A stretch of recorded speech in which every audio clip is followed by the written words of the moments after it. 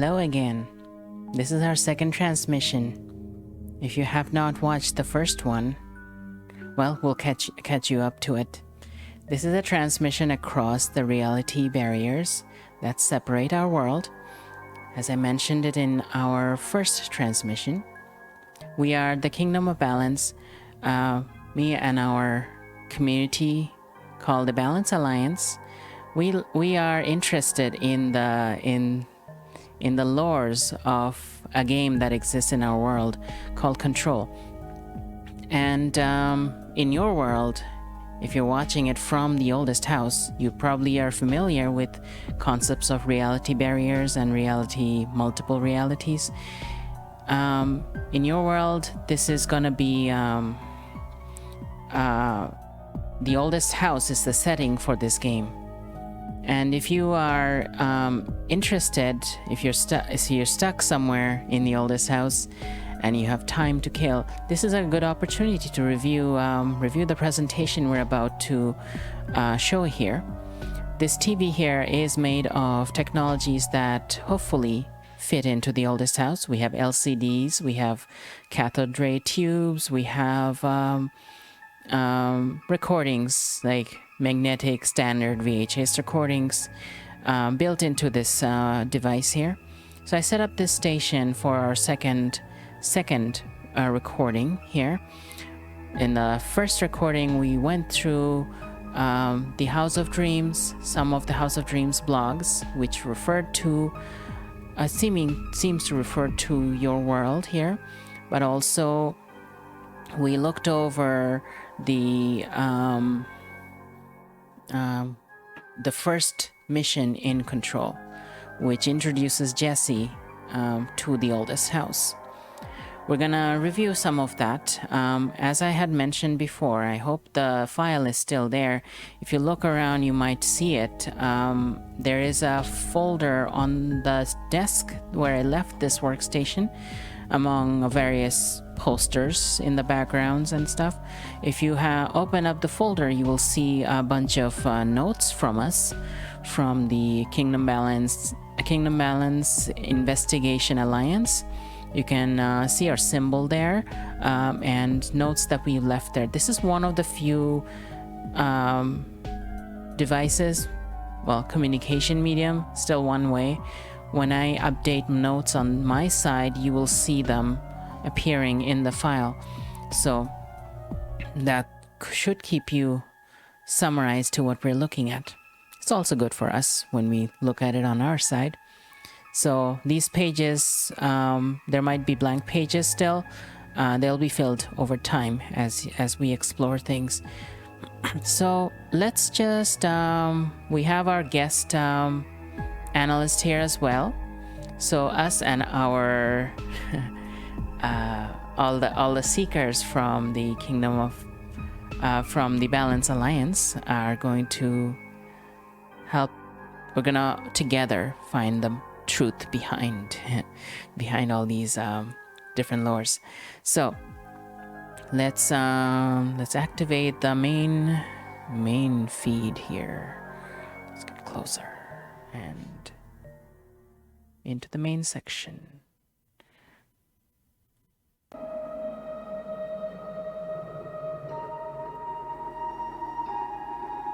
Okay, so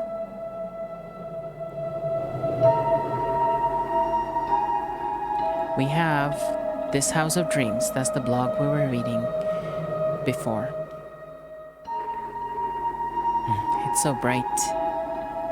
So we were reading before that this blog is by someone called Samantha, and she has moved into a new house that she's basically fixing, adjusting, making better, improving. And she finds this shoebox, and she finds a shoebox that had pictures of a couple whose faces were covered in ink. Now, from our perspective, those of us who played Alan Wake, we know that that kind of face covered with ink, that's very symbolic of the dark presence from Alan Wake. And if you are in the oldest house and if you have ever worked with the Federal Bureau of Control, you might know about Alan Wake. And through various other reasons you should know about Alan Wake. So, Alan Wake was a writer who was in Bright Falls. And he had gone there on a vacation with his wife. And his wife went missing. And then he gets sucked into this horror story that apparently he had written himself, because the place he was staying at had a power to manifest your fiction. So anything he wrote could come into existence. So because of that, an entity called the Dark Presence tried to take over, tried to manifest itself into real life. And that was the incidents in Bright Falls. Now, when the Dark Presence would take someone over, they would have, their faces would get covered in this shadow. And that's similar to what the photos showed. But in the photos, it was done like with an ink, physically done with an ink. So that is interesting, right?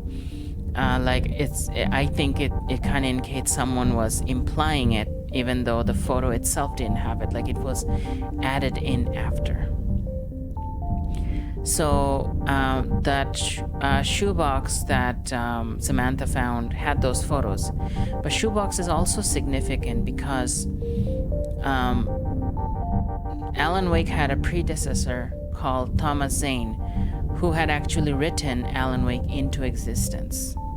That's how he came to be. Both Thomas Zane and Alan Wake had the power to rewrite reality in that way. And one of the things they both had picked was that they both decided that there would be a shoebox in existence which would contain certain objects that would be not altered during any rewrite that they did to reality. So that's why I think this shoebox here that Samantha found, it's interesting coincidence that it also happens to be a shoebox, right? And it makes us wonder, is it related to Alan Wake or Thomas Zane or both? Right? So she had found all these different poems in it, and we're gonna just quickly look over them because I think she goes into details later with the poems. So we're gonna just look at what they look like. Most of them are obviously very old here. There's like marks and stuff on the paper. Not sure if it's like rust or something. It's hard to tell. I think I read this poem last time. And I find it intriguing that each of them have handwritten stuff too. And this one says B's comment. A B, it's an abbreviation for someone's name, right? Saying B's comment, a diver, not a hanged man. Think about it. And we had made some notes about it last time. Our seeker Zanity had pointed out that the hanged man was a reference to a tarot reference. And we wondered if it was related. Okay, let me just check something. We've been told that the music is loud, so I'm gonna turn it down a bit.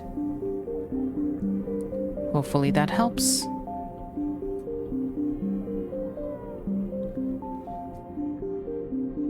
It's hard to determine the volumes in these transmissions sometimes. All right, let me know if that helps.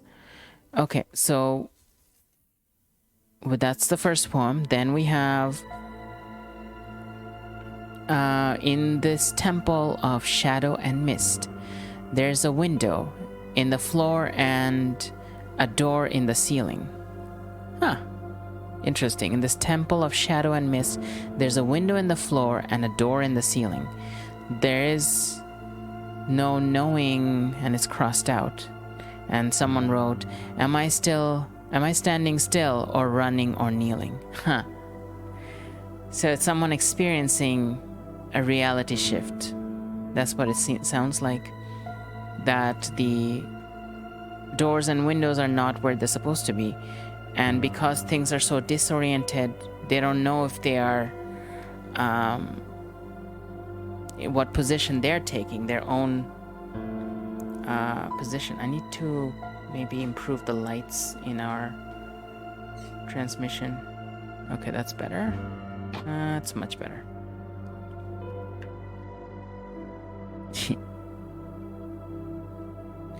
Yeah, this kind of implies you can't trust reality. Yeah. From bloom to gloom, our love like fire consumed. We burned our bridges, furniture, clothes, hair, flesh, and bones. All too soon we ran out of things to burn, but while it blossomed, our love was like a flower.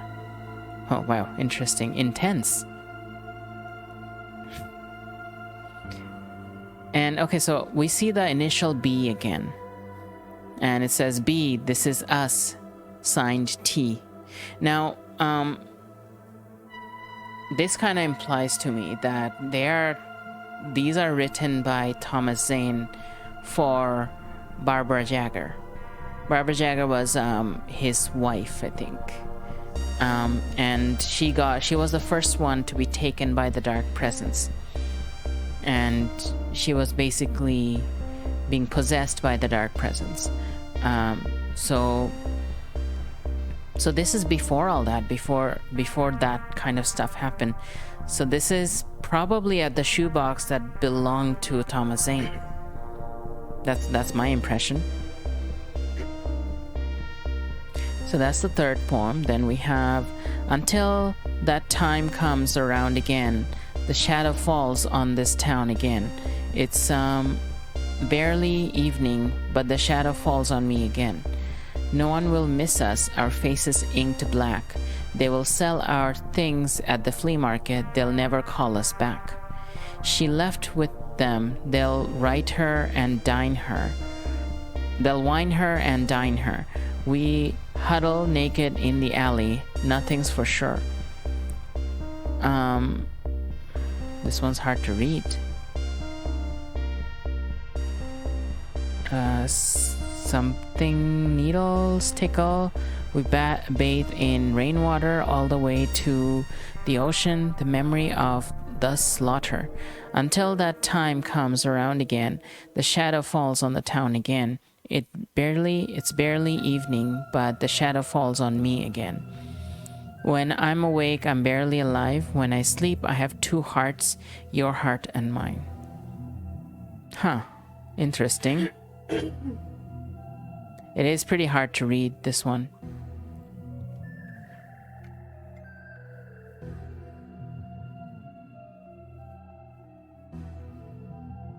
So, I did say I'm not going to read all the poems today, but I just want to show all the imageries. Like, look at all the stuff that they wrote. This hall of mirrors built by liars, I'm a pale reflection of myself. Pool? Is that what it says? Pool? Signed pool? Interesting. It's not a person, or maybe it is. Sometimes, like, some of the words are circled, which is weird. Ease Tarante line a long talk with him about the meaning. No changes. Who's E? E is another person, I guess. They're rewriting that. There's a stain, a coffee stain. Someone like completely slaughtered this one. Hey, there's a little space here that says the dark place on this page. Huh. Some are born to endless light? Interesting. And this was torn up completely. Interesting. Sounds like kind of romantic at the end. I'm getting House of Leaves vibe. Never finished the book, but it was interesting. Our Seeker Zanity has been saying that it has a vibe similar to the House of Leaves. I'm not familiar with House of Leaves. Is that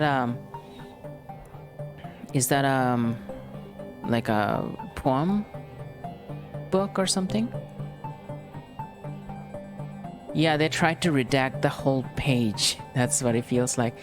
Well, okay, if you remember from Alan Wake, what had happened with Thomas Zane was that as he was writing, a lot of the stuff started to manifest, and the dark presence from the dark place latched onto him and tried to make him write itself into existence. So the dark presence kind of pushed Thomas Zane to write dark poems that talked about the dark presence so that the dark presence could become real.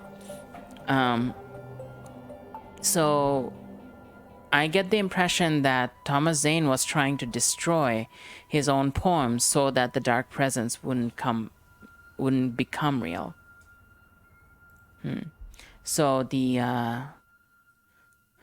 House of Leaves is a thick book that starts as a typical story, but a house that changes every time you walk through it, and devolves into very interesting images where you have to piece together the words and messages to get the rest of the story. Oh, okay. That's really cool. That's pretty awesome. Yeah, I love fiction that's also like a puzzle. I find that very intriguing. Let's see. We're going to go to the next post and see what that's about, because I think I'm gonna come back to the poems later. So she seems to be writing about, like, paraphrasing all the poems. We're gonna come back to that later. Let's see what happens after all the poems. I'm gonna read like maybe one post beyond that before we stop, before we switch. So now we're on the 30th of May. So this blog started on the 2nd of February, or something like that. It started on the 22nd of February, and now we're in the 30th of May. As some of you might recall, she already had a dream about the shoebox before, where she lost the shoebox. And she saw like shadow creatures and all that. And she saw like the a government agent with the badge AWE on their uniform. So that was the dream she had before. This is the second dream that she's having. So 30th May, Shoebox Dream 2. I had another dream last night, and when I woke up, a real scare. In the dream, I was visiting the previous owner of my house at the nursing home. Only in the dream, the owner wasn't a sweet old lady. He was a man, and he wasn't old. He was a young man with the dark hair.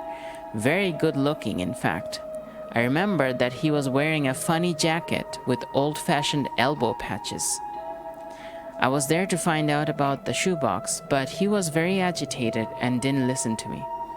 The place was brightly lit. It was sunny outside, but he was still very anxious and wanted me to turn all the lights on.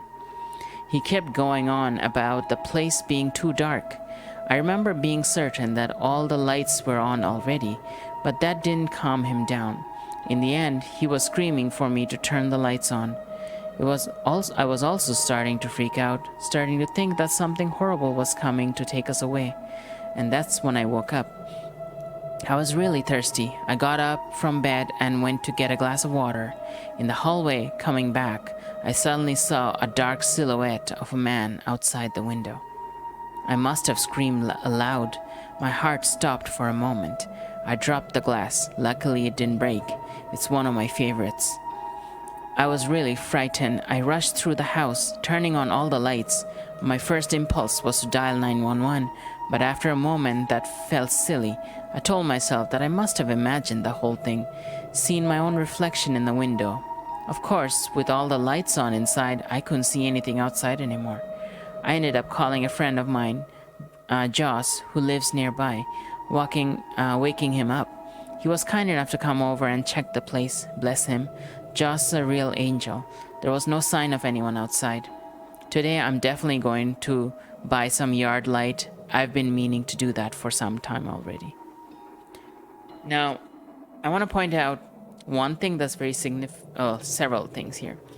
The concept of switching the lights on, that was a way that in Alan Wake you could prevent the dark presence from affecting you, right? So that was this is reminding me of that. But also the fact that the previous owner is not an old lady, but a man with dark hair and wearing old-fashioned elbow patches jacket. That is a description of Alan Wake. But it makes me also wonder, we don't know what Thomas Zane looked like. So it could be Thomas Zane as well. But we're not sure.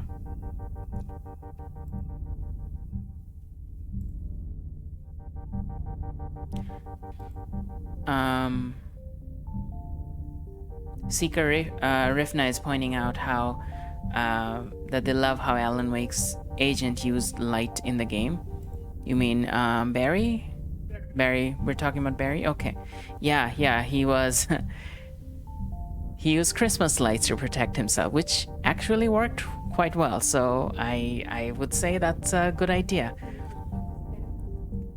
The headlamps from a miner, that was also another device they used. The Seeker Zanity is mentioning that the blog author approaches things with practical solutions, which is interesting dream.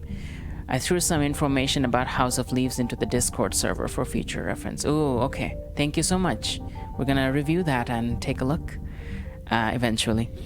So that was our second dream that she had. We're gonna come back to the poem another time. I think what's worth mentioning here is that the connection we see here, Samantha, who's she's supposedly the one writing this blog, but also supposedly in our world it's a fictional blog written by the game company who made Alan Wake and Control. But it is on our internet. There's no way to really prove one way or another. So it could be maybe in the game world this Samantha really exists and she did write this blog, and we are just seeing a fictional version of it. Or maybe Samantha is real in our world. It's hard to tell. The things she found, the photos are real enough,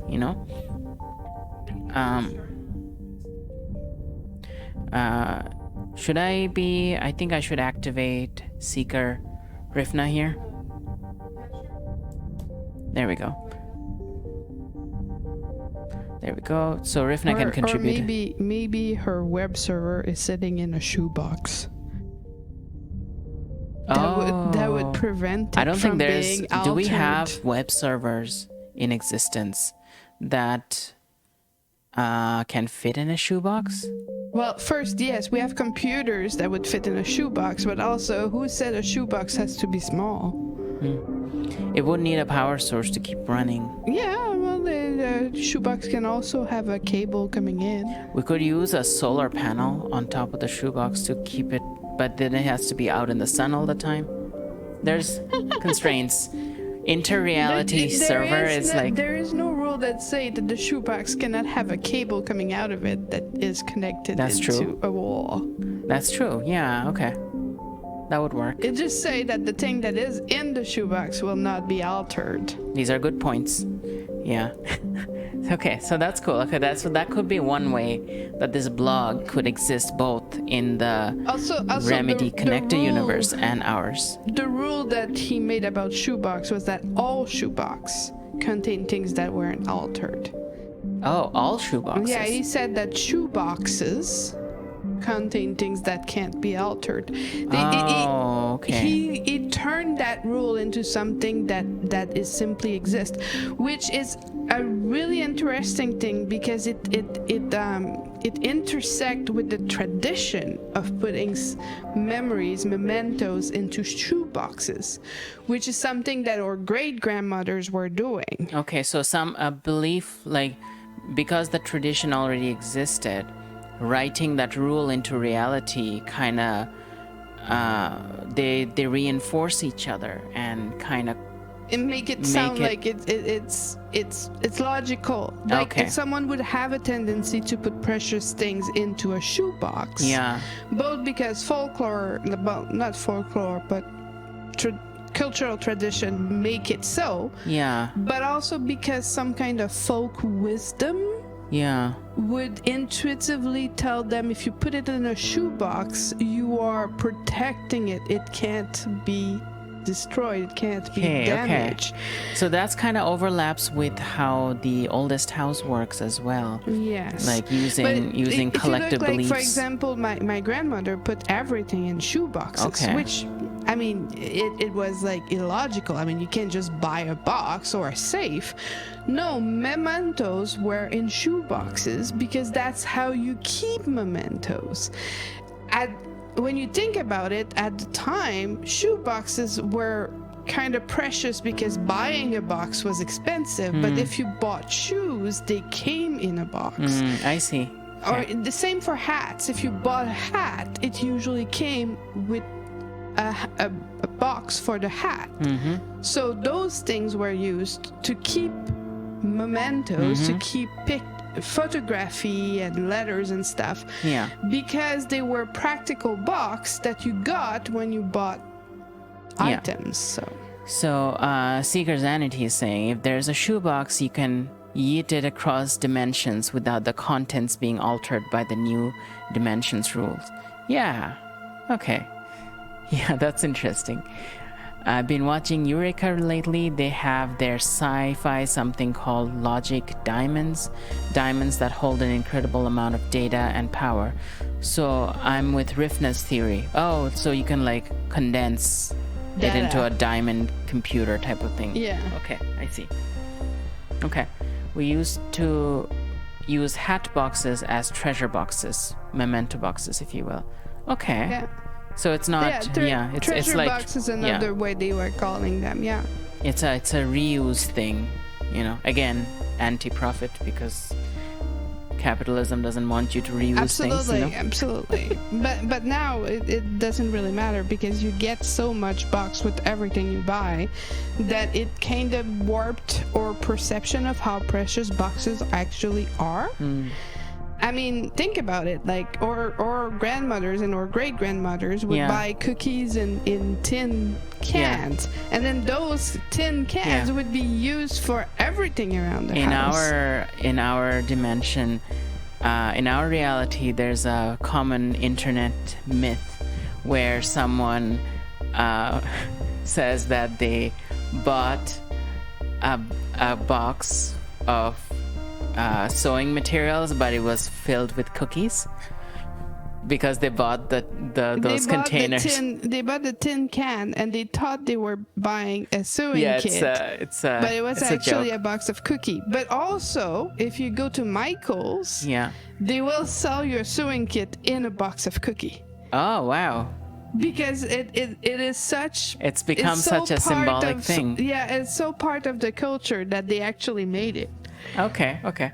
Well, I see all the connections with that. So that's very interesting. It's super interesting. Very well done. Okay, so I see that could be a reason why shoebox is significant in this. Why Thomas Zane picked shoeboxes. You need to know the cultural / historical reference because in modern day, right now, if you ask a kid, do you want to put things in shoebox? They're gonna look at you like, why a shoebox? Yeah. But I mean, when my grandmother was asking me, would you like a shoebox of your own? I felt precious. I'm like, wow, I'm gonna have my own shoebox. Okay, that's pretty cool. All right, so moving on, we're gonna stop the blog now. We're gonna pause the blog. We're gonna switch gears. We're gonna watch a video. Now we're gonna watch let's get out of there. Okay. Let's look at the, let me just bring it up first. What I wanna show you all is a video from YouTube of, the YouTube channel Nukem Dukem had compiled all the Easter eggs found in Quantum Break that refers to Alan Wake. And we're going to take a look at that because I think some stuff is going to show up in Control or will be relevant to Control. Now, we all know, like I just mentioned, the Alan Wake story. At the end of Alan Wake, because Alan Wake's a writer, he also had the ability to do the thing that Thomas Zane did. So he used that ability to basically subdue the dark presence, but he also sacrificed himself to do it. And this actually relates to what Seeker Zanity was saying before about the hanged man being a symbol of self-sacrifice. That could be referring to both Thomas Zane and Alan Wake because they did sacrifice themselves to protect the world. So Alan Wake is supposedly stuck in the dark place after making that sacrifice. He's still there. He still is functioning there, but he's not able to get out. But he did save his wife in the process, and everyone else in town who didn't die already. Or even the ones who died, he brought some of them back too, right? I don't remember the details, but yeah. So there is when I played Quantum Break, it was supposed to be just a game outside, like just a game made by Remedy.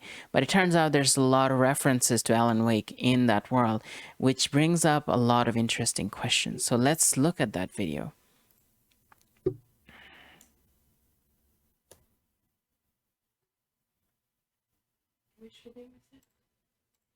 So this video is, I'm going to post the link to our community here. This is the video of the Quantum Break, Alan Wake, Easter eggs, Night Spring. So it has multiple references. So I posted there in our community communication. So let's take a look. We're going to pause it and we're going to analyze it a lot.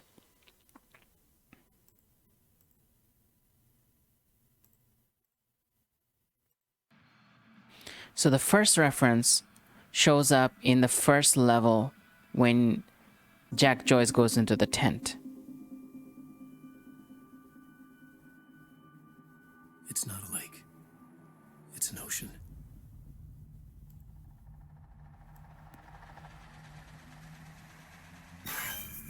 He's been gone for 5 years. Dark matter and dark energy constitute over 95% of our universe. We're just a speck of light floating in an endless ocean of darkness.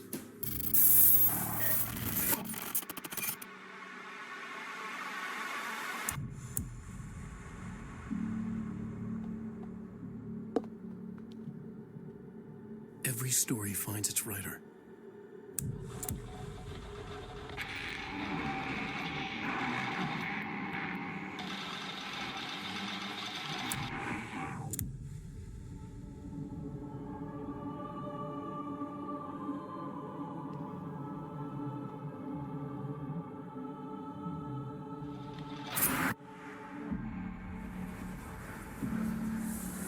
Wake has a bloody knife in the light of the flashlight. He smiles a wicked smile. He lies enough with blood on his face, eyes staring.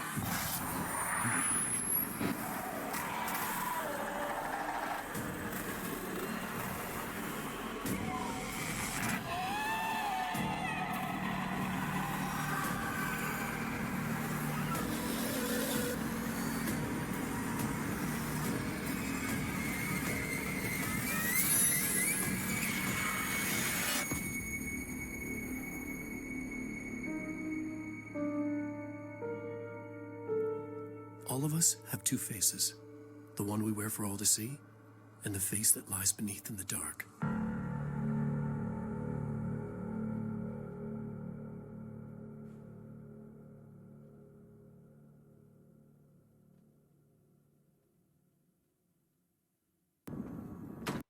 So that was the first, that was the video that we find in Quantum Break. Let's look at the details of it. I'm just going to quickly skip to the key moments here. So we have, first we look at the, It starts with an ocean and a lake view, which refers to the Cauldron Lake location in Bright Falls where Alan Wake disappeared. And one of the last things he says is, "It's not a lake, it's an ocean," and that implies that it can have many interpretations, but one of the interpretations is that the events that he encountered is part of something bigger. It's not just one isolated thing. There's many events like that all throughout the universe. The other thing that he was implying when he was saying that sentence is that Thomas Zane tried to drown the darkness into a lake, and Alan Wake decided to actually trap it into an ocean, so it would be even further away from people. It was dragging the darkness with him, not at the bottom of a lake, but at the bottom of the ocean. So then we see two investigators who are supposedly investigating the events related to Alan Wake, because we see pictures of Alan Wake's friends and his wife and other people related to that. And then they work really, they show them working really hard and then investigating actual locations that are, dark places. And eventually running into a version of Alan Wake. It could be his true self or his other half. Well, not half, rather. In the dark place, there is a version of him that is evil and twisted. Doppelganger. Yeah, doppelganger, right. So he's referred to as Mr. Scratch. There is another Alan Wake game that explores this, and I have not played it, so I can't go into details. But there are two of them around. And so it shows them encountering them. And it also shows a scene where Alan Wake is reading stuff about himself inside that office. And another section here shows one of the investigators getting killed by either Mr. Scratch. It doesn't show who killed him, but we assume it's one of the forces related to Alan Wake. He got killed in the line of investigation. And the other investigator, she puts his picture on the wall as part of the investigation of who killed him. And we see, if we look at the bottom, his name is written as Alex Casey. So that implies that Alex Casey, there's another point here. Alex Casey was the name of the character of Alan Wake's books. He wrote a series of books about a detective named Alex Casey. But here we see an actual investigator named Alex Casey who was investigating Alan Wake. So does this mean Alan Wake wrote Alex Casey into his reality, so he's investigating his disappearance? Or does it mean that it's a different reality where Alex Casey, is it the reality where that takes place in Alan Wake's books? Which reality are we talking about? Is Alan going into his books, or is he bringing his books into his reality? That is a question that this raises. Without going across copyright barriers, Alex Casey is actually supposed to be the character that represents Max Payne. Max Payne is another game by Remedy, which I would like to mention. They are planning to remake, so we're looking forward to investigating that in the future. So Max Payne is supposed to be the kind of parallel of Alex Casey, without violating copyright laws. But essentially, it kind of means that they're the same people. But this is a different version of Alex Casey. It could be a different version of Alex Casey, right? So we don't know. So that's a question that's worth investigating. The fact that in our reality, both Alex Casey and Max Payne are both things that we perceive as fiction, could also give us a hint that there is multiple layers of reality, where while the same thing exists, there might be slight difference. And in you kind of have a hint of that when you look at Quantum Break, where they are constantly seeking to change what happened in time. But the thing is, they wouldn't know if they did. Yeah, because the change would already happen, because they wouldn't explore the alternate reality other than Jack Joyce and what's the other guy's name? I forgot his name. The villain. Yeah. Both of them had the power to look at alternate timelines, right? And they could see those alternate timelines, which in a way, from my perception, that's not canon, but that's my perception. Both of them exist. They just decide which one they want to be conscious of, like which one they want to pursue. But both reality would still exist even if they don't pursue it. Yeah, There is just an alternate version of themselves that would have pursued that reality. so yeah, So us seeing both Alec Casey and Max Payne is like being the Quantum Break people. yeah, from And our we perspective both realities can exist. Okay, I see what you mean. And we see both reality because we're not the person that is living it. We Right. have the standing, the Yeah, we have the vantage point of vantage point that to be able to see both of them. So the other thing from that video was the mention of return. Now, return could just mean like Alan Wake is returning in a sequel, but also if you remember the events from Alan Wake, there was a part where like it showed that he was writing a novel, like the Dark Presence forced him to write a novel called Departure. And when he defeats Dark Presence in the end, he sits down to write another novel while sitting in the dark place. And that novel he titled Return. So it kind of implies that Return that they're mentioning here could be his second novel. Yeah. Yes, and as a second novel, it might be his tentative to come back. Yeah. And whatever happened, that's what Return is. Yeah. So that's the first part of the video. We have a few more Easter eggs, so I'm gonna... Where for all to see, and the face that lies beneath in the dark. So after this part is the next one.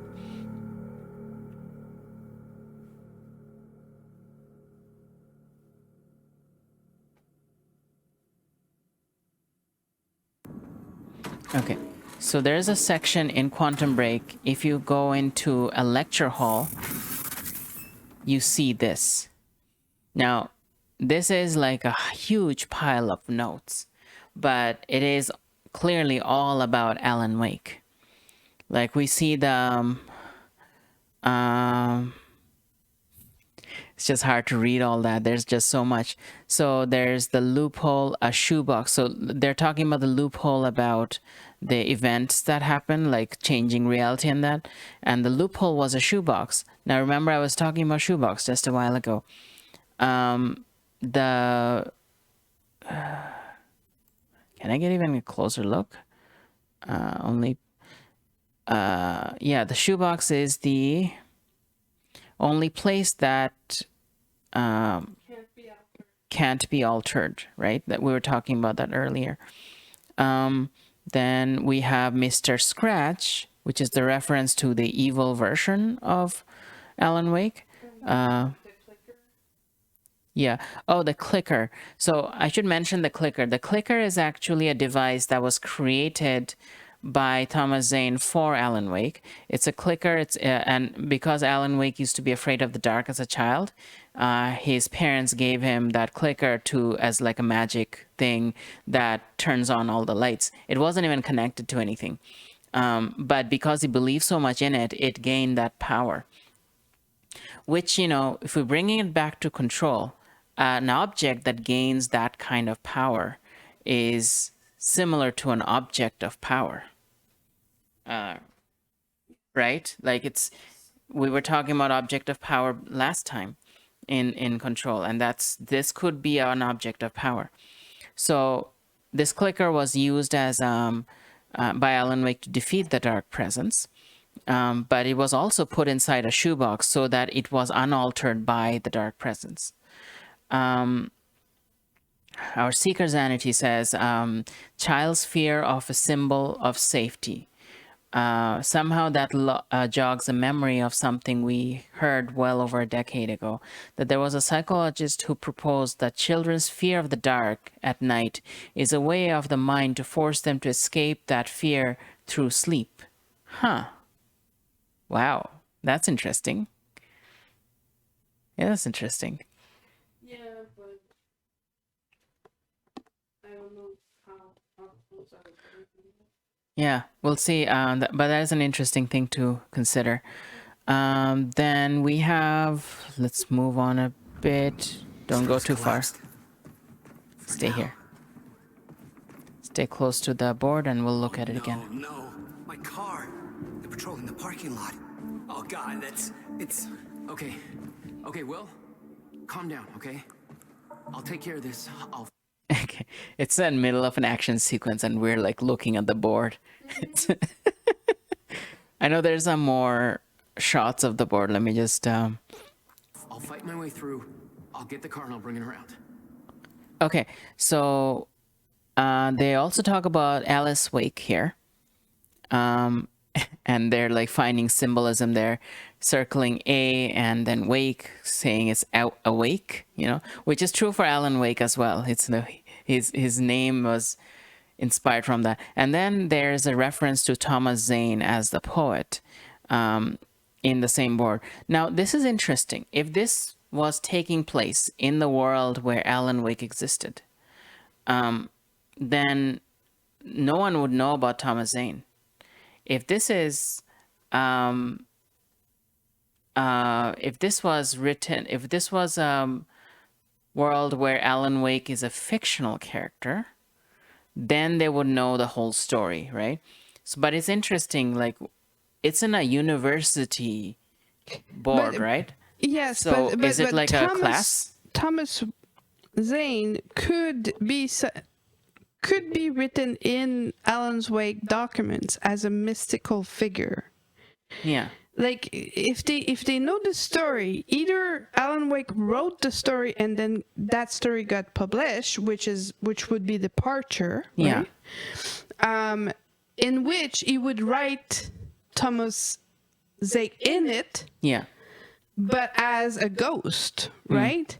So then people that read Departure would actually be able to remember him, but they would think he's a fictional character in a novel. So not this that is he really existed. all right. So this is based on the condition that Departure was actually published, right? But it is an interesting idea. Like there is a possibility that in Quantum Break's universe, Alan Wake is a fictional character. It's like a It doesn't need to be, because it doesn't mean that Alan Wake cannot write a pseudo biography thriller where he make himself and his friends the hero of a fictional, something that people perceive as fictional, but is actually an AWE, right? Yeah. So our Seeker Zanity is saying, awake, Alice Wake. Alice keeps him awake from the dark place. Yeah, that's an interesting line. Yeah. Yeah, but it does, because with Alan Wake keeps going because he wants to get back to his wife. So that is also true. It's a good symbol. Then Zanity also says, one of us is named Zane. It's catching our attention every time. Like, who, me? I thought I did think that would happen, because I am aware that one of your members is named Zane. That's another reason I was curious to see your reaction to it. The bottom of the blackboard has Alan Wake experience. Yes, I was gonna get to that next. On altered world events, suggesting Alan might be a symbolism of an event. Yes, so if we look to the bottom of the board, there's Alan Wake experience, AWE. Then we have altered world events, which is also AWE. AWE was also the same three letters that appeared in the badge of those agents that Samantha dreamt about in her first shoebox dream. So AWE, those three letters are significant for, and it stands for various different things. So Alan Wake experience and altered world events, they are parallel. Altered worlds events is something that relates more to control. We'll investigate that in a bit. But we've actually seen those terms in Control's documents last time we were there, last time we were playing. Also, one thing that I want to add is that even in Control, they admit that certain AWE are reproduced in media, even if they're trying to prevent that from happening. They kind of don't prevent that from happening if it's presented that it's fiction. Just like that show that we see in Alan Wake. What's the name of the show? Those are or are not fiction. We don't know. They are presented as Night Springs, yeah. Yeah, Night Springs. Night Springs is presented as a fictional thing, but it doesn't mean they're all fictional. Some of them could be AWE and no one would know, because it's a little bit like the Twilight Zone. You don't know if it's actually real or not. Is it fictional, or is it secret government files that have just been fictionalized for the public, right? Yeah. So nothing prevent departure from being published as a novel. Yeah. Yeah. So then the awe of AWE, yeah, that's funny. Yeah, that's an interesting one too. So the way letters seem to be connected throughout all this reminds me of the film The Number 23, a psych thriller with Jim Carrey. Yeah, I saw that. Yeah, that was a very interesting exploration of disconnect with reality, right? Where you were seeing all the different connections where there wasn't any. It's a obsessive pattern matching. Oh, wow. Yeah. Shell Smiley, Seeker Shell Smiley found something. There's 333 likes on this video. Pretty sure that the 334 person said, I'm not gonna bring that. Yeah, I think everyone interested in videos like this would see the 333 and be like, okay, we're not going to change this number. Yes. Even though we like this video, we're not going to change this number. Interesting, right? Okay, so on the right side of the board, there's something else. There's something called the hero's journey, which we know is a fictional tool, right? A tool in writing stories. Then first, they have like three things listed. They have departure, 1, departure, 2, initiation, and 3, return, which kind of implies that they're structuring the hero's journey of Alan Wake in 3 phases, and return being the 3rd phase. Now, we haven't had any references to initiation until now. I don't know what that is referring to, but yeah, it's interesting to keep this in mind. It's very synchronous. Yeah, I agree, Seeker Sanity. In this world, Shelley and I were talking earlier about 333 before it showed up on broadcast. The worlds are connected, yes. Later on in Control, we will see that the oldest house, when FBC set up in the oldest house, they had an entire department studying synchronicity, which synchronicity is something that was, again, brought into discussion by Carl Jung. So it's related to that as well. We should switch to Control and start exploring the different departments. Yeah. So we don't spoil things. Yeah, not too much, yeah. But okay, so this is a board. Is okay because it's not something we can Yeah. but I don't want to spoil control. Yeah. So that was the board. We're going to come back to it later. So here's another reference in Quantum Break. There's a poster of Stone Crow. It's an album by the Old Gods of Asgard. It's a tribute to the Old Gods of Asgard, which we know is that band from Alan Wake. Great music. Yeah, they had some really good heavy metal. And I'm not into heavy metal, and their thing I can listen to it for hours. Their stuff is really good. All the young nerds in the house. Yeah, that's true. I am definitely one of them. So the reason this is also important is that there is a band in our world who is a parallel to the fictional world of Alan Wake. And we're going to get to that later. I don't want to mention them here right now, but we do have one. So, all right. So all gods of Asgard. That's the reference to them. And then we have the next one. There were others taken from the university. Friends of mine. So when we get to that house where the event happened in, I think it was Will's lab or something, where one of the time machines was, there's a graffiti on one of the walls that says AWE, which is, as we know, it's that same acronym that keeps showing up. So, and in one room here, when Jack Joyce focuses on it, this pickup shows up. It's a book by Alan Wake called The Sudden Stop. So if this book exists, it has to be Alan Wake's world. If this book exists in Quantum Break, it has to be the same world. Absolutely. And that's why I think that he published Departure as a fictional biography thing, where people that read it think it's just fiction, but where it is actually the biography of what happened. And because he's not there, only Mr. Scratch is there, no one's going to say, yeah, that really happened. I mean, who's going to believe, like, Barry or the sheriff, right? No one's going to believe them. Seeker's Sanity says, Altered World Events. It reminds us of Illuminati again with New World Order or NWO. Some areas of the internet make a lot of significant associations to those three letters, like what's happening here. Yeah.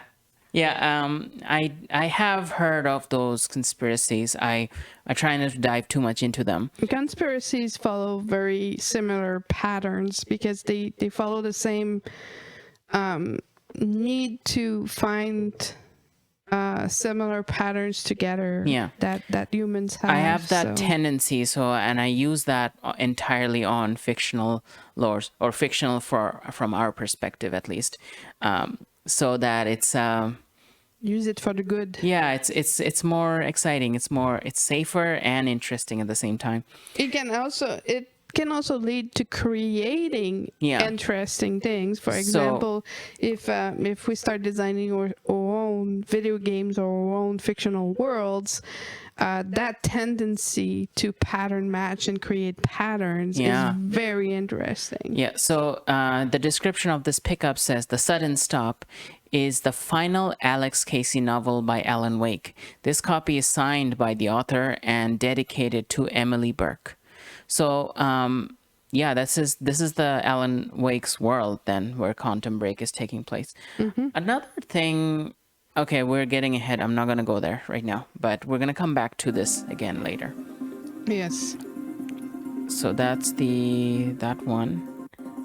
And then in one of the time stop events in Quantum Break, there is a section where there's a computer where a woman is playing the Alan Wake game in a computer.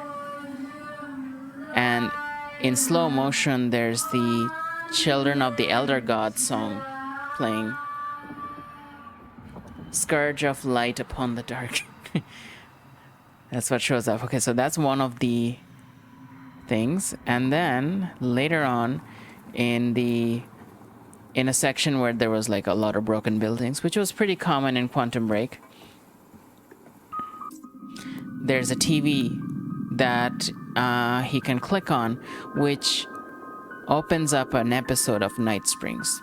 So, But we don't know where he is. We can't, but it's not Night Springs exactly. It's the Night Springs. It's an inside look at the Night Springs studio, the studio that makes Night Springs. So it's a video from that. It's a making of Night Spring. Yeah. Yeah, it's. So on the corner it says Night Springs narrator, like the position Night Springs narrator. So someone is talking about Night Springs. Okay, let's just backtrack a bit. Which is funny because it also showed that they are in the same world as Alan Wake, because Night Spring exists.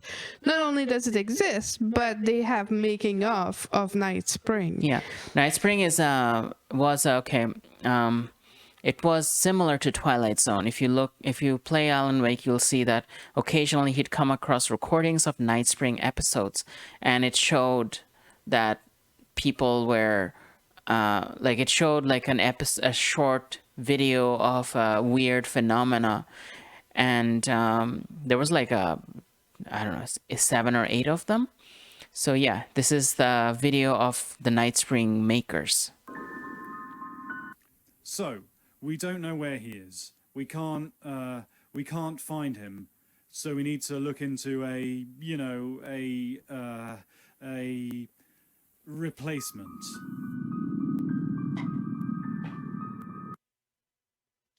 Oh yeah, when they do the interview for the narrative. All ponies are made of butter in Night Springs.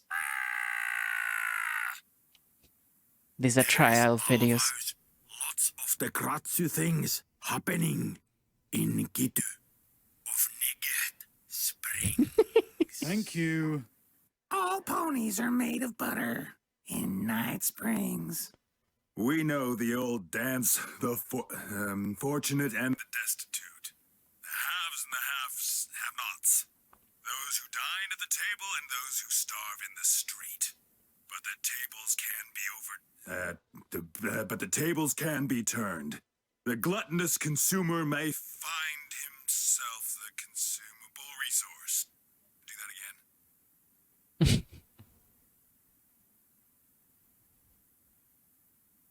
There's more. That is the fate that awaits you in Night Fringe. It's Night Fringe. Springs. Night Cringe. Springs. Bright Blings. Night Springs. Fright. Whinge. Jesus. We know the old dance, the fortunate and the destitute, the haves and the have-nots, those who dine at the table and those who starve in the street, but the tables can be turned. The gluttonous consumer may find himself the consumable resource in Night Springs. That was very monotonous. Right things. It's still going. Okay. Okay, so that was the Night Springs one.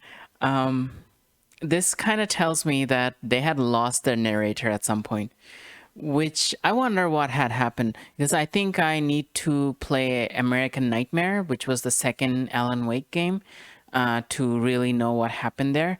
It's meant to be a spin-off, but with Remedy, nothing is a spin-off. Everything is significant somehow. Yeah, in the end, everything has at least crumbs of something that you should keep an eye on. And I'm talking about everything, like a post, a trailer, anything has something that you should actually like keep in mind. It's kind of like Kingdom Hearts. Yeah. Really, like they really do everything to distribute the we have another knowledge. game in our reality called Kingdom Hearts that has very interesting lore connections.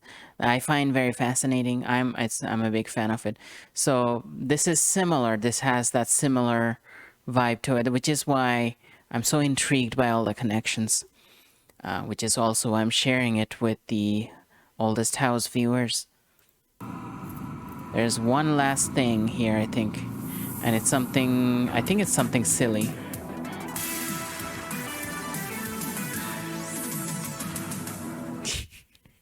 Okay. That was not related to Alan Wake, but that was the time knife intro. Oh my God. Yeah, that was a. Anyway, if you played Quantum Break, you know what that is about.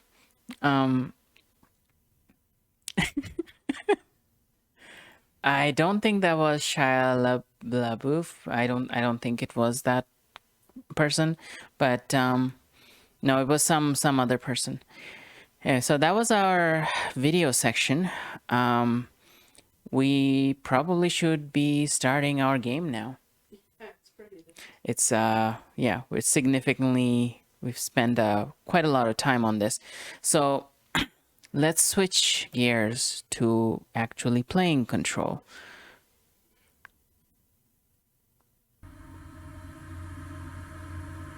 Maybe I should take a moment. Let's take a moment. Let's take a quick break, and we're gonna come back and we're gonna play the next chapter of Control. I think we've done enough analysis for now. So I'm gonna leave this here. I'm gonna resume the recording momentarily.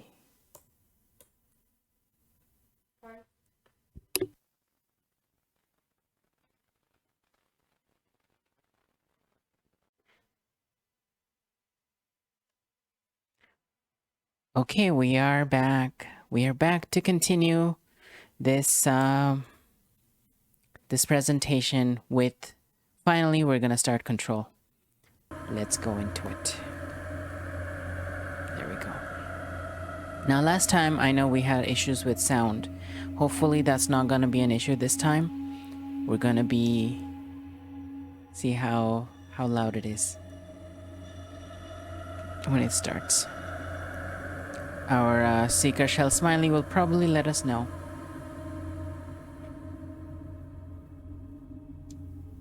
Okay, continue.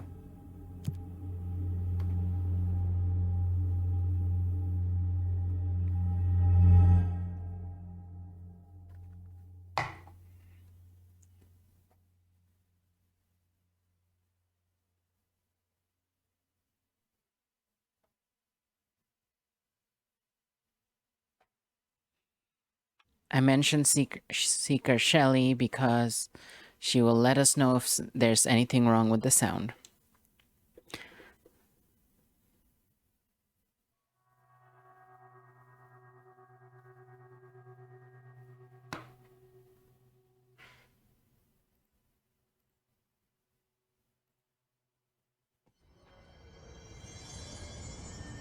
Okay, we're in.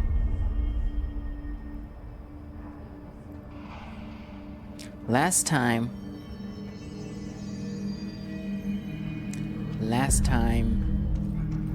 we rescued, what's her name? Emily?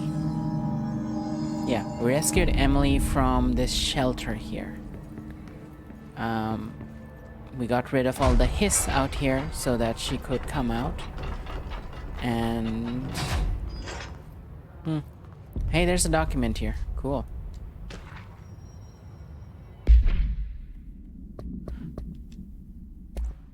Okay, control points. Examination paranatural topics, control points. Control points are locations in the Bureau has identified as being vital junctions of the Oldest House.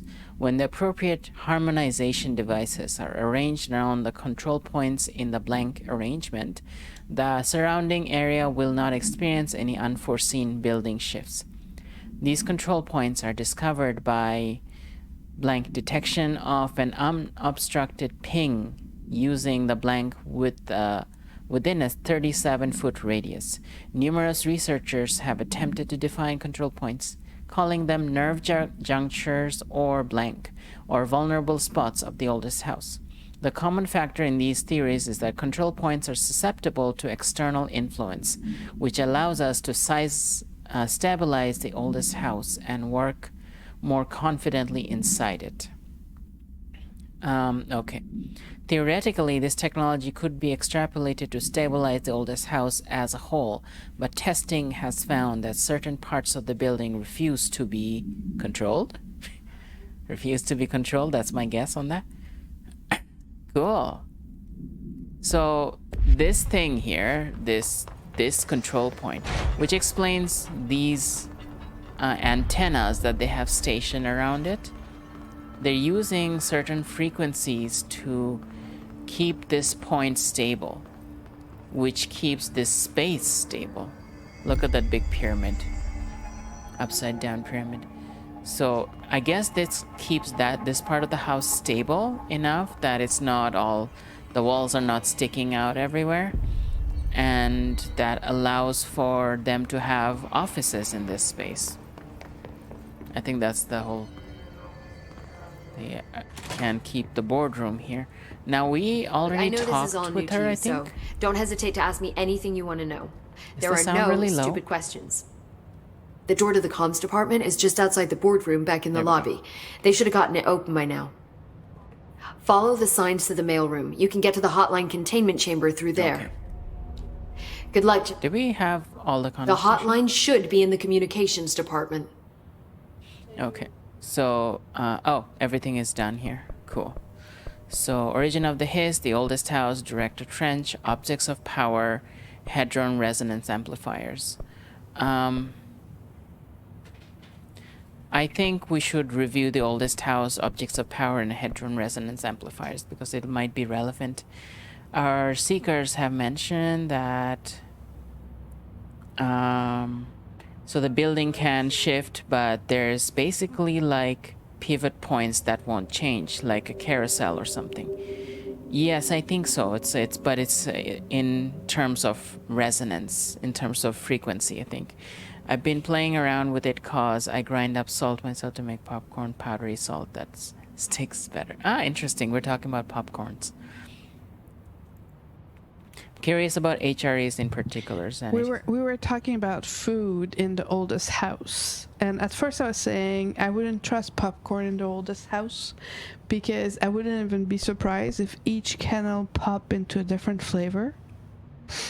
But then after thinking about it again, the food I would really not trust into the oldest house is jelly beans. Why jelly beans? Because jelly beans can be any flavor. I see. Oh, I see. The flavor could be very weird. It could be the complete random chaos flavor. Right. Could be a flavor that just make your tongue explode or something, like an alien space flavor or something. So, I think we could also look at our questions at this point before we get further in. We have questions on the first page. The first one was Hanged Man in Poem, Tarot reference, personal sacrifices. I think we could say it's yes to both. I think that's true. I think what Seeker Zanity had identified before, it is true in this case. We still don't know the prime candidate program. We don't know the is the red mist the mold? I think the answer is no, right? No, the red didn't have a name, and we baptized it the hiss. Yeah, we started calling it the hiss, so I think that's it. Is the entity that Jessie speaks with also protecting her from befalling the same fate as the others? Is the spiral an HRA? Okay, so this is something we should investigate. Is the player viewer the spiral? That's something that's an open question still. Is the janitor's headphones acting as a protection? Still a maybe, but most likely.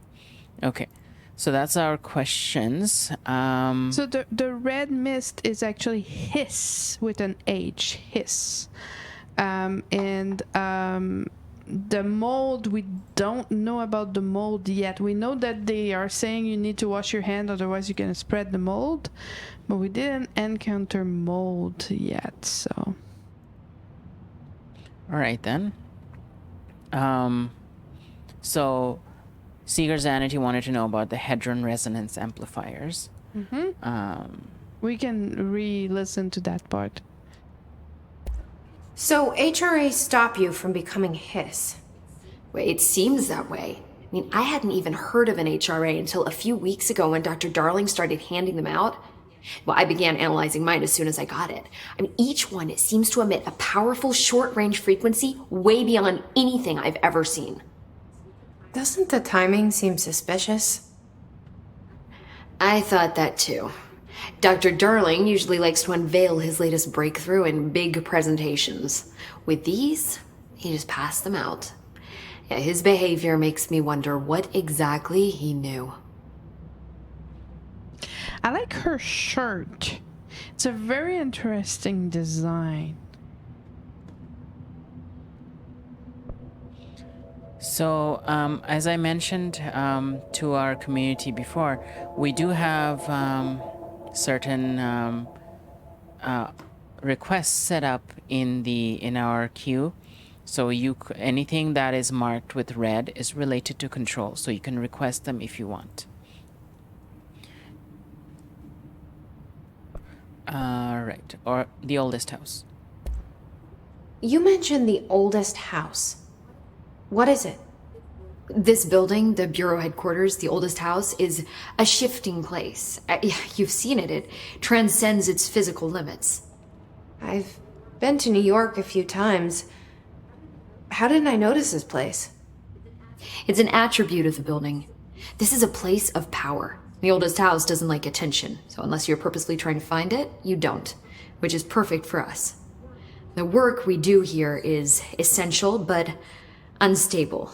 The Bureau prefers not to be noticed. And we need strong walls to make sure nothing gets out. So without you, I never would have found the front door. Okay. So if the spiral does stop Jesse from getting the hiss, then that could make spiral an HRA. That is a very likely possibility. I'm gonna put that as a maybe.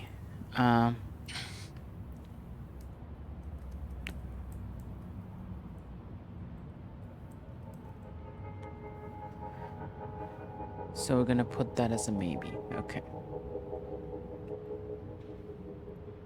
What's next? Oh, you are? Okay, okay. Perception filter in the words of Doctor Who. Perception filter. It is a concept from another fiction from our world, from Doctor Who. It's technology that alters your perception of something. So if something is, you see a document as an identity document, if you believe that your perception gets altered by your beliefs about what it is. Okay, and objects of power. Can you tell me what an object of power is exactly?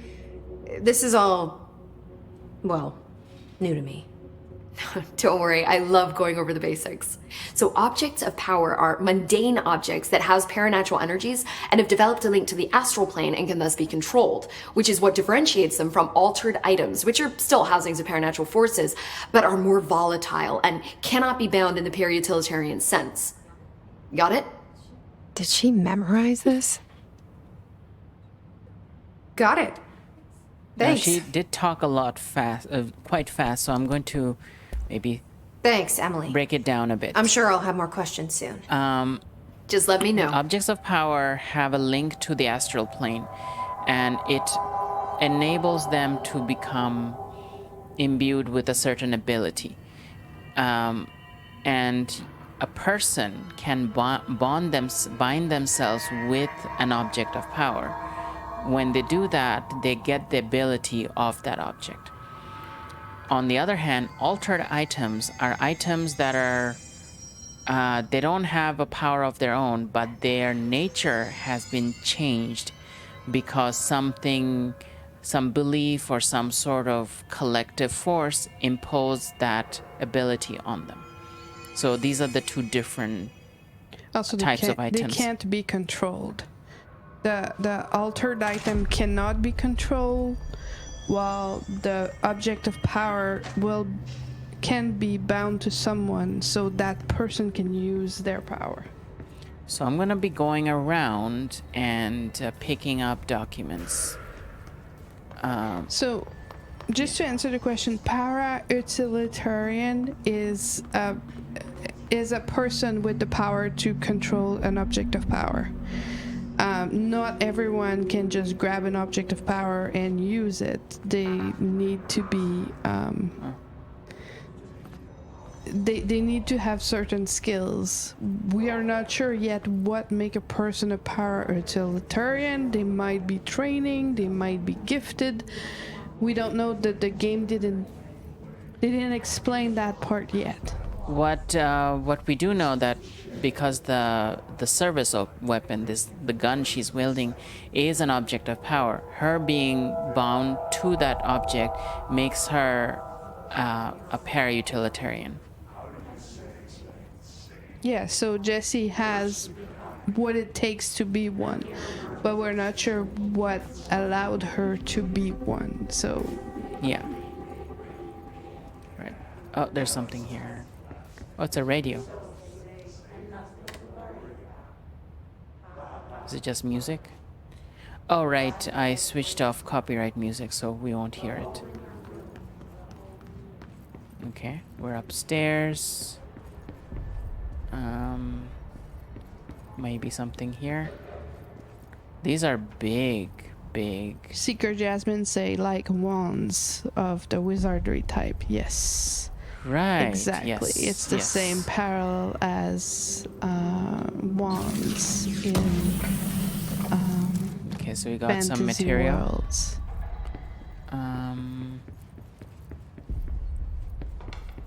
Can't go through there. Need to use doors. Need to use doors. That is such a bizarre weird concept. We have a level 4 door and a lot of sticky notes. They look like they're going into there. Yeah. But we don't have cards yet, so we can't do that. We're not gonna leave yet. Let's just do this office. Yeah, every office first. Every office for everything. Well, there's a document there. Document there. Technological restrictions. Examination of paranatural topics. Technological limitations of the oldest house. The oldest house imposes certain limitations on our bureau, but by far the most restrictive is the inability to use certain technological instruments. The oldest house does not allow devices that receive or emit any blank signal. Radio waves are the only transmittable signals in the oldest house, and even those are often unreliable. If the power of collective unconscious is taken into account, it could be that certain pieces of technology are too new in cultural context, cultural blank, for the oldest house to blank them, assimilate them, I would say. Similarly, these items have not been known to become receptacles for altered status. Technology may be moving at too fast a pace for the blank to occur, for assimilation to occur. Modern technology tends to disappear and break here, sometimes quite violently. Blank agents have been injured by cell phones exploding in their pockets while entering the oldest house. Okay, so this is something I'm aware of, which is why the workstation that this recording is playing in has been put together using technology individually that are not too new. That's why there is no interactive mode of this thing. It is simply a recording, a playback device. So the recording happened outside of the dimension and it's playing back inside the oldest house. Even the displays I have on this terminal are LCDs, which are fairly old. I made sure of that. They were the LCD displays they were made way before the 60s. Mm-hmm. So early 1900s. So it's old enough that it's that it should not explode. If the stream explode, please let our seekers know. Yeah, but that would be on our side, not on the... If it has reached all the way to the oldest house, I don't think, you know... If it hasn't exploded yet, it's probably okay. It probably is. Our Seeker Jasmine has said... no, Seeker Zanity. Oh, Seeker Zanity is saying the sticky notes are also below the hip height, which is interesting. Were they crawling or very short? Yeah, the notes could be crawling. They could be an altered item.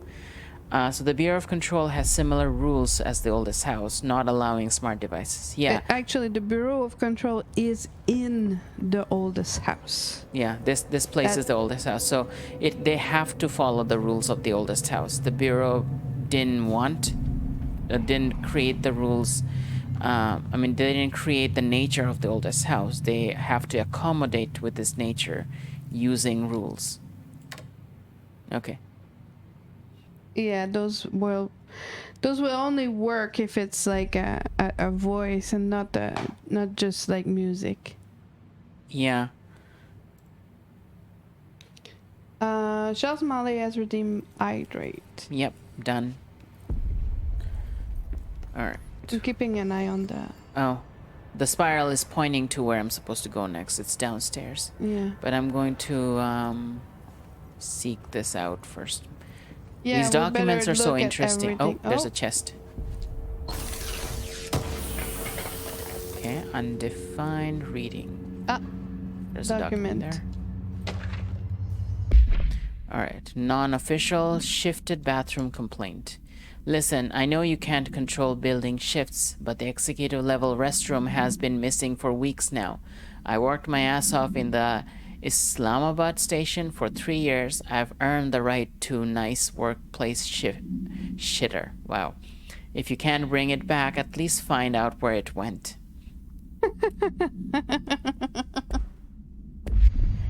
Their bathroom got lost in the house shifts. Okay. So there's upstairs here. Did I come from there? Does that look familiar? I don't know. I don't remember that place. That looked like a new place. Let's do these offices first and then we'll check all the doors. Oh, there's another chest there.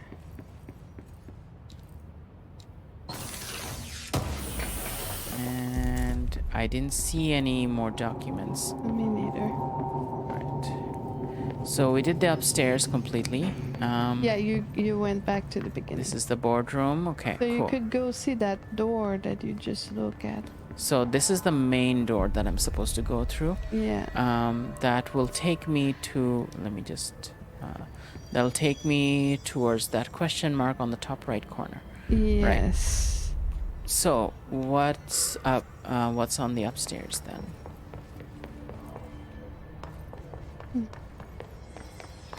I like that the running is fast enough that you can really go through quickly. How is the frame rate in the recording? I want to make sure it's not Oh, it's just laggy. one room. Yeah, it's a big office.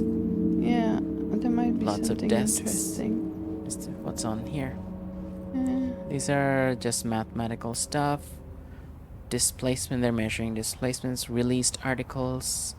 Massa, Leol, and Anne, Lynn, Sebastian, Jenna. These are names of people. Part of, maybe related to the article. Okay. Haven't noticed anything off the frame rate so far. Okay, awesome. So that room is, I guess, empty for now. I think it's empty for now. There might be stuff later. All right. That's the radio. I thought I saw a few more doors up here that I could go into. Oh, there's that. Did I think come in? that's actually where you came from. Oh, that is a new room, yeah. Okay. But I think the door at the back is where you came. Yeah, I came from there. Okay. All right. So everything is explored here. We could just jump off this. Oh, Ooh. wow. There was a platform there. That's Okay, cool. so next part of the game. Now, I remember having a hard time with this. There it is again. Our welcome message. I remember having a hard time with this. Hey, that's the hiss chant.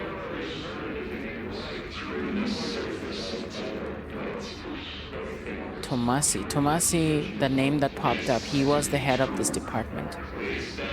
So he's here. Okay, I can't open this yet. But there's a treasure chest inside. You can almost hear words. Can you head just underneath that guy? I feel this is redacted. Repeat the word, the name of the That's sound. the his chant. After the song, then purpose. Yeah, it's interesting that you have a subtitle. It's because Tomasi is saying it. Tomasi was someone who was not wearing an HRA, and he was the head of the letters department. So he's affected by the hiss now. And they're over there. They're shooting to the door.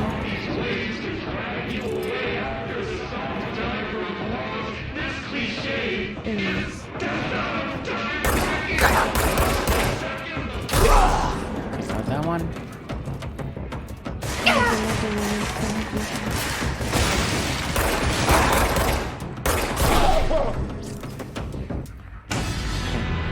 Got two. Tomasi is almost louder than you, getting harder to hear the broadcast. Wow. I didn't realize. Okay, I'm gonna turn it down a little bit. Let me just make sure that our sound settings are still the same, because that's important. Okay. No, they are. They are it's same. because you raised it earlier, Shelly.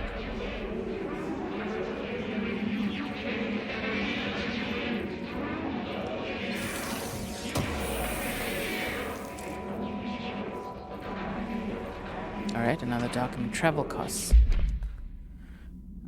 Visited the following Nevada accommodations: Desert Sun Inn, Big Sky Motel, Starlight Motel, In and Out, Aztec Court, Sleepy Bear Motel, Silver Spurs Ranch, El Gato Blanco Inn, A Plus Lodge. Expenditures: accommodation, meals, gasoline, minibar. I do wonder if a motel called the Ocean View is going to be found in a landlocked state. But hey, I guess I'm not paid to think, right? And for the record, I again requested that you give us the budget to get 2 rooms each night. Agent Rowley and myself are very tired of sleeping in the same room. See you on the road, Agent L. Hines. The boys in research said performing rituals may help identify any places of power. Drinking those little whiskeys is my ritual. Okay. It's a reasonable request. I mean, they're being put through exhaustively seeking hotels all across the country. Clearly. Not paid to think, best job ever. One of our seekers just said that. Oh, look at that. That looks like the concentrated section. Can't go. Yes, it's overpowering here. Okay. You don't want me anywhere near it. I'm with you on that. Okay, so we're not going there. Look at all the people killed here by the hiss. Bonus, if they have separate rooms, they might have a higher likelihood of picking up on any pair activity. See, that's the kind of thinking that belongs in the Bureau. Like, that's efficiency. You know, being forced to sleep in the same room, it reduces the range of the experimentation. Absolutely.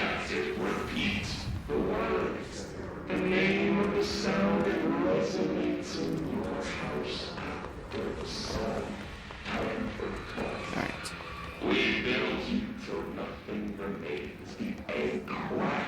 Okay, they're coming. Trying to be behind some barrier.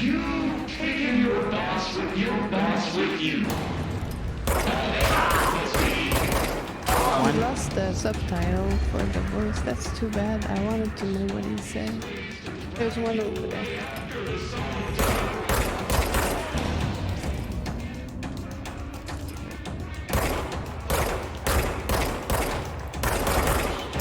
another one behind the comment.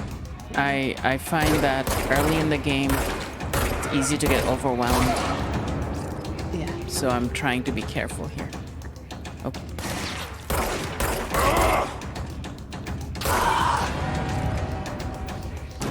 Okay, Hiss barrier. The Hiss resonance field is a physical impediment that is difficult to define. Hiss barriers appear as ways to impede escape or access by Bureau personnel. 2 methods have been discovered for lowering them. Destroy the multiple concentrated resonance source found in the vicinity, or destroy the Hiss entities in the area. The resonance field seems to require support for their size and density from other non-connected sources of Hiss resonance. Without the ability to draw from these sources, the barrier will fall. Does an inactive structure made of Hiss resonance qualify as a conscious being? Does this distinction make any difference when considering the Hiss? What does the very act of building walls to prevent our movement tell us about the Hiss? To what degree is it watching and planning? Refer to file blank for a full report. So I think what they're saying is that if Hiss is really concentrated like that, then destroying the Hiss individuals or concentrated spots will enable us to go destabilize those barriers. It sure has a lot to say. Maybe we should hire a 24-hour psychologist for it. I think Hiss repeats the same thing just over and over again. Eventually it's the same pattern of words. Because it's like music, it's like a melody, just a really chaotic melody. Okay, we're kind of getting overwhelmed with the options here, so let's just explore this floor first. There might be something in the cafeteria. I could not play it that way. You're so. This game would be creepy in VR. Yeah, for sure. I mean, if we consider Jessie's perspective, it is VR for her. It is actually not even VR. It's real reality. Unstable area notice. Due to recent fluctuations in the nearest control point, this area's stability has been downgraded to yellow. Yellow means low possibility of unanticipated building shifts. Okay. Anything here? No. Right. Another room here. It's the men's bathroom. How come the men's bathroom get a chest and the women's one doesn't? That is discrimination.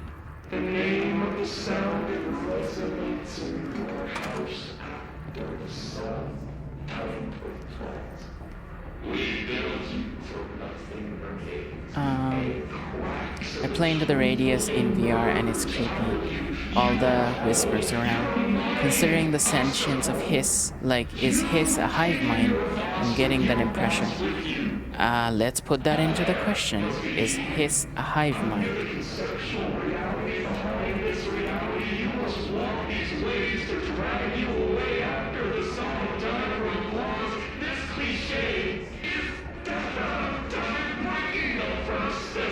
There's a species in Dungeons and Dragons that is humanoid crow being called Kenku. Yes, I'm aware of them. They're pretty cool. Their ability to speak is based entirely off of things they've already heard. Yeah, they mimic, right? They mimic the sound.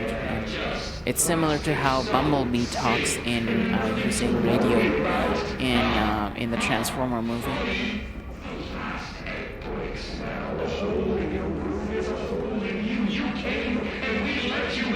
Oh, there's a shelter. Whoa. Okay, everyone, that's the mold. That is the mold. Oh, hey, we have a new seeker, Gornzer, joining us. Okay, so this is the mold. We can't go through because it's just destroying us. Yeah, we can't go there. Yeah, so mold is not something we can deal with yet. Altered world events. We have a new category, everyone. We have a new category called altered world events. And that's where we have the AWE acronym. We have discovered the mold. Yes, we have. So once we know how to deal with the mold, we'll come back to that shelter and try to see what's in that chest. For context, Gornzer, there's posters in the building saying you should wash your hands to avoid spreading the mold. Yeah, that's what that mold is. Havana, AWE 48. Event summary. An auditory event occurred in the United States Embassy in Havana, injuring the majority of diplomatic staff stationed there. Blank deaths were reported and the outgoing information has been managed. Event response. Bureau agents arrived at the embassy on the same day as the event was reported through federal channels, but were too late to witness the AWE, which is reported to have been blank. Staff experienced sudden intense vibrations and noise, accompanied by an intense pressure in the ears. This lasted for blank minutes. No visual phenomenon was witnessed. The scene was cordoned off and the embassy staff were transported to the continental US. After Formula 1.9 was recited in the vicinity, a single cowboy boot began to vibrate, identifying it as an altered item. The item was contained and brought to the Bureau for examination. See case file A185 for details. AI85 for details. So Formula I9 was probably the sound that was resonating in this event. Like, is that what it is? After Formula I.9 was recited in the vicinity? What does that mean? We're gonna learn about that later. That has to do with rituals. Oh, right.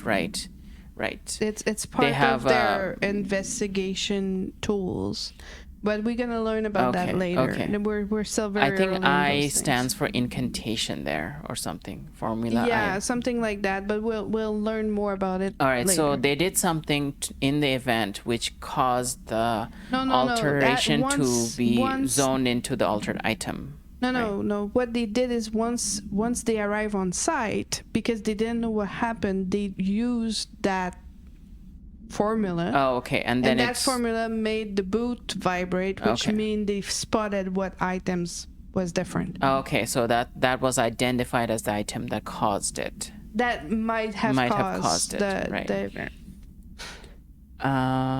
Yeah.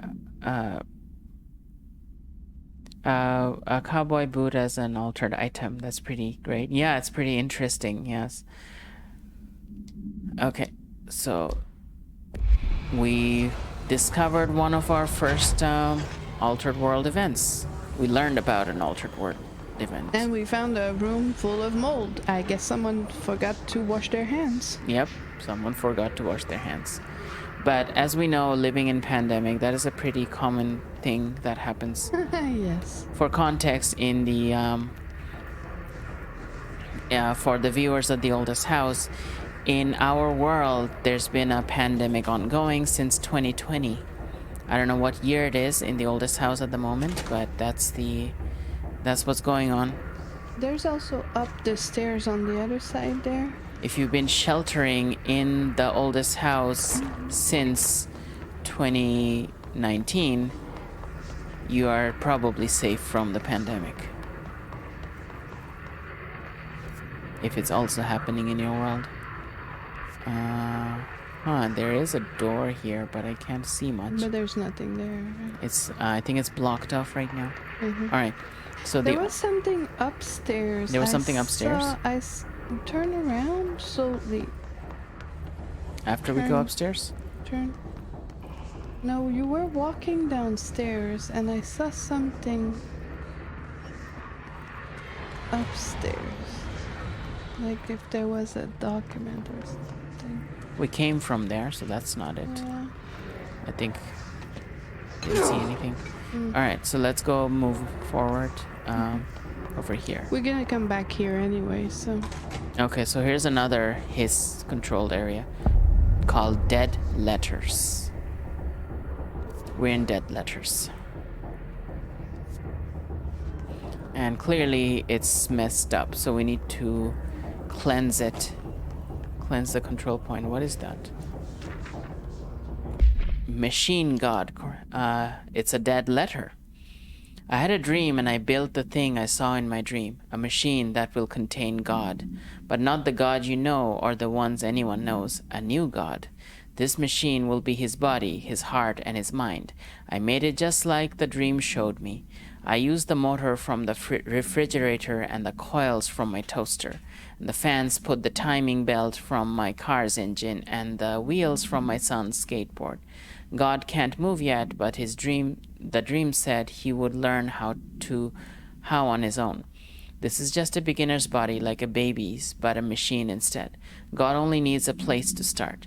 If you want to interview me, please contact me at the address on the envelope. My phone does not work anymore. I had to use the dialing plate on God. Okay. I mean, that sounds like the beginning of an altered item, but, you know, we don't know if they ever followed through. Yeah. There's a lot of... Yeah, I'm anticipating a lot of combat here. Yeah, go very slow.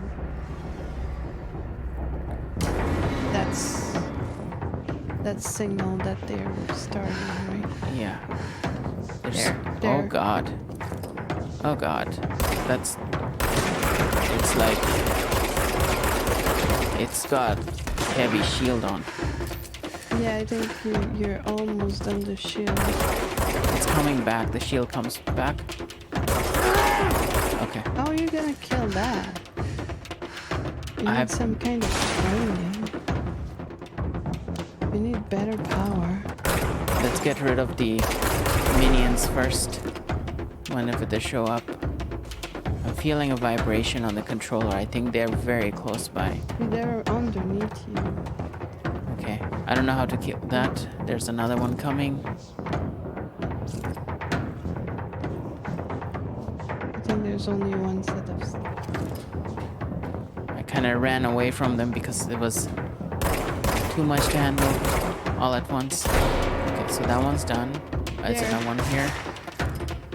Got that. One more. The big one. We'll have to shoot and then hide and then shoot and hide. Yeah, but the shield come back every time. Yeah, but we'll have to like be relentless. Where is it? Wasn't he here? Yeah, what? Whoa! It's there. I jumped so high. Okay. There's some chat going on in our community, but I'm kind of missing out because I'm trying to not get killed. He's using some sort of shotgun.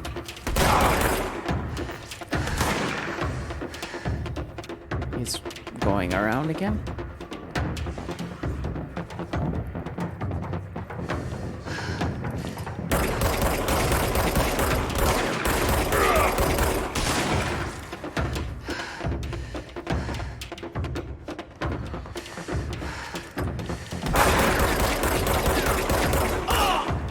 Okay, we got the shield. We just need to recharge and shoot him. Okay. Whew, that took some effort. I think that's everything. Alright. Pause and read the chat. Right. So I'm gonna just catch up here for a bit. Incantation, Formula 9. Yeah. It looks like a lot of the floaty boys that will drop It makes a cowboy boot vibrate. It must be that song from Mars Attacks. Oh, I am not familiar with that. I've seen that movie, but I'm not. Oh, there was a song that made the alien's head explode, right?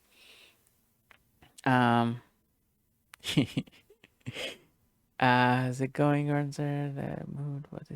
What is that thing? Yeah, it was something creepy. It's about near time for us to head off to bed. Ourselves trying to stay as long as possible. So I want us. Oh, I'm sorry. I'm keeping some people up. If you have to go to bed, as I said, this is a recording, so you can come back and we'll have a copy of the recording too. It's not just for the oldest house, so you can also take a look at it later. There is some interesting things coming up that I know of, but it's gonna take a bit to get past that because there's gonna be boss battles and stuff before we can get to that point. Mr. Governor, I called the police, but they never come to my house. I got a problem, and you got to send folks to fix it. I got my wife one of them singing fish on the walls. It's not a real fish. It sings when you hit a button, but it's got the devil in it. It flies around at night and sings devil songs, says a lot of cuss words. The devil got in my house 'cause of the fish, and he got to come handle it. My wife's really upset. When can you come? Sincerely, Dwayne Barr. The guy sounds really upset, honestly. Like, you get your wife a present and now it starts acting up and cursing everywhere. Ooh, look at this beautiful screen. See, I tried to make... That's an old computer. Yeah, I tried to make the screen the same color in my terminal as well. Oh, it's so red here. I think it's... We should probably cleanse it first before exploring. Okay, there's a chest. Let's grab that. And then let's go... Did you level up? I don't think so. I don't think I can level up yet. I don't think I have that ability. There's more that's gonna come down. Yeah, oh, cute little desk. I am worried that I'll be surrounded. Yeah, you better stay close to the stairs. Like... know how to get back to the stairs. Okay, so we're going upstairs. Yeah. This whole place needs to be cleansed. We just have to find the control point. It's probably right there. Okay. There's some that are coming down. I see them. I saw them drop. They're going across. This is not a very good place for battle.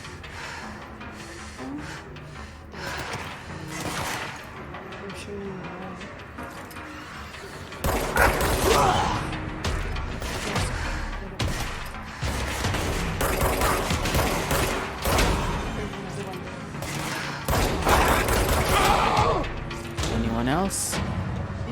Okay, cleansing. Let's get this done.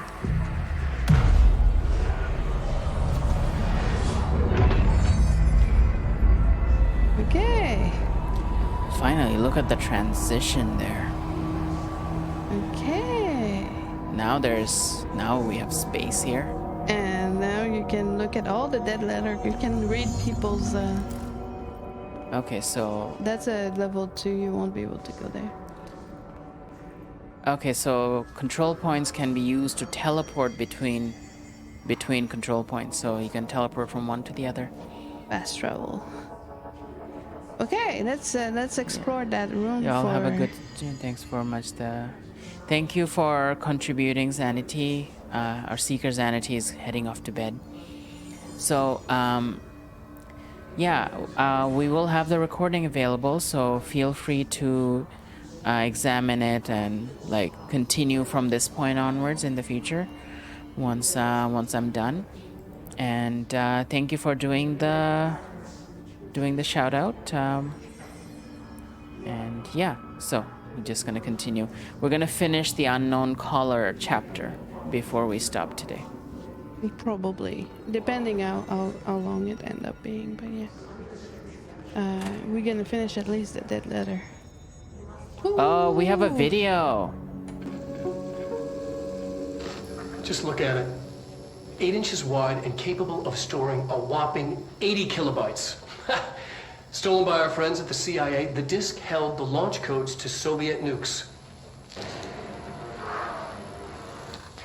This is not the disk, of course, but one exactly like it. A perfect fusion of concepts vibrating in the Cold War era collective unconscious. A receptacle. It is a receptacle for dangerous energies to hone in on. And they did. We don't have the details, but when things started flying around the disk, it was transferred to us. It's an object of power. OOP. Oops. Oh, and it can launch things telekinetically through the air. To date, we've launched maybe 3 dozen pencils. And once, we even launched a cup. Okay, so that was one of Dr. Darling's presentations on objects of power.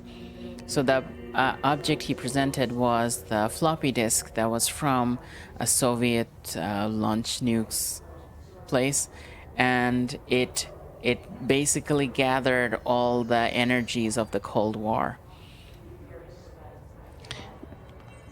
For those in the seekers that are watching this with us, don't forget that there is a way for you to We're use on the right track. points to have those media replayed In full screen. In full screen at any time you want, so you can just ask for them.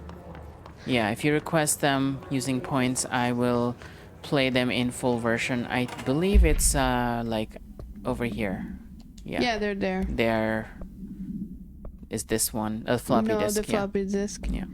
But yeah, so if you want to see them full screen and everything, you just ask for it.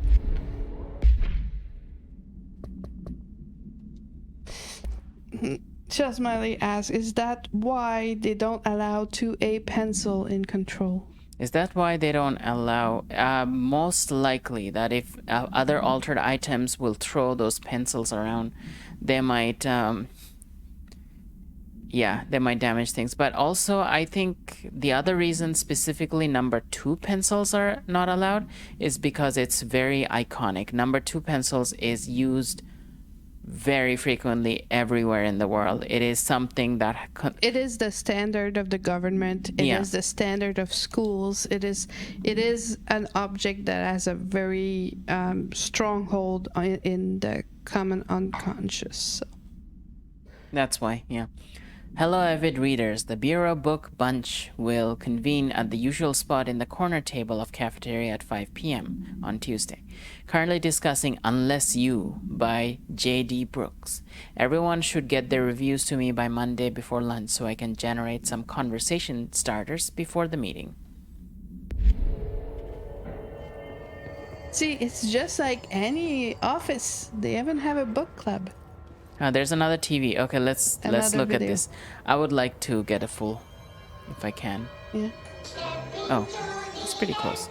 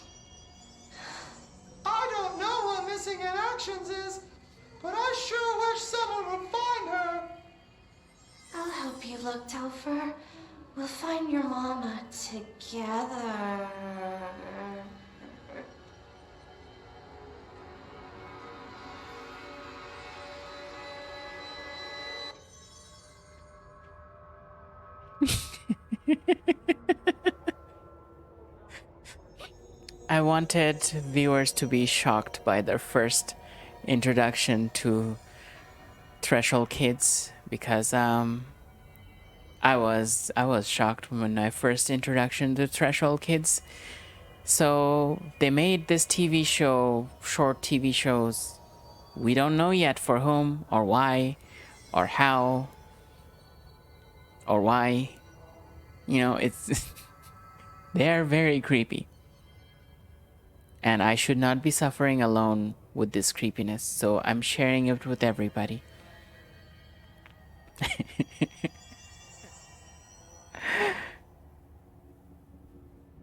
Oh god, that's not the last of them. Yeah, no, that's just the beginning of it. I think there's at least 10 of them.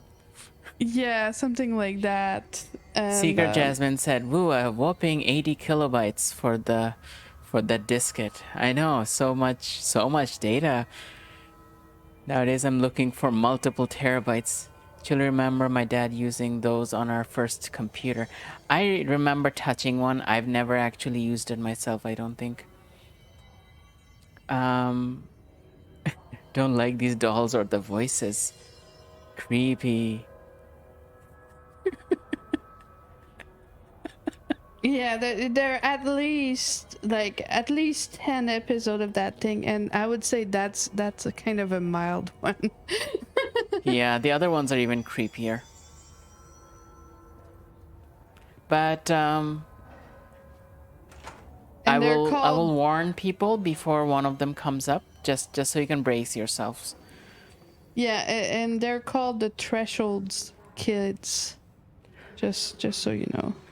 I have my cat snuggling me. And if anyone wants to torture someone else, you can always use your points to make us play the videos again. Yeah, and in full screen too. In full screen, yeah. All the horrible stuff. Okay, so that's it's nothing else here, desk. right? No, there's other doors. Hey, this looks like a nice spot to set up another workstation. Yeah. It's got even like a white screen. A white screen, yeah. That'll be kind of cool. Maybe we should take a photo of this. Yeah, you should. All right. In case we can set up. Yeah, let's take a photo of how do we go up again? Oh, yeah. Let's take a photo of this location and then we can maybe set up our next terminal here. I need to be a bit low. It's a good spot. That's good.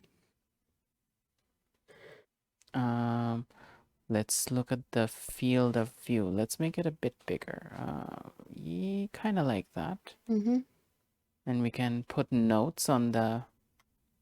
I would also. I would take a go. picture like that, and then I would also go left and take a picture where the widescreen is a bit more center.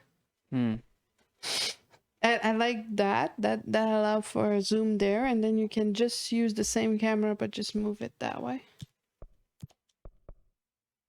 Neutral, vibrant. Vibrant looks really interesting. Atmospheric, vibrant, dreamy. I have like 100,000 points, Shelly. I can make those play. I can ask Lily to replay those videos again and again and again and again. I think that looks I don't know, atmospheric. Atmospheric looks nice. Yeah, Let's do that one. Good. That look good. And then we need to triangle. Yeah. And then you take the picture.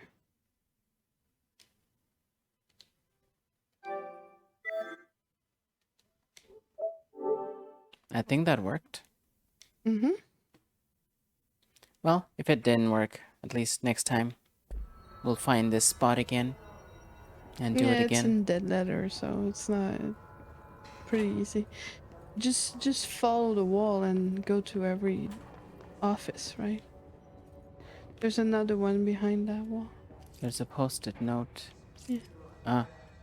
There's something here we saw.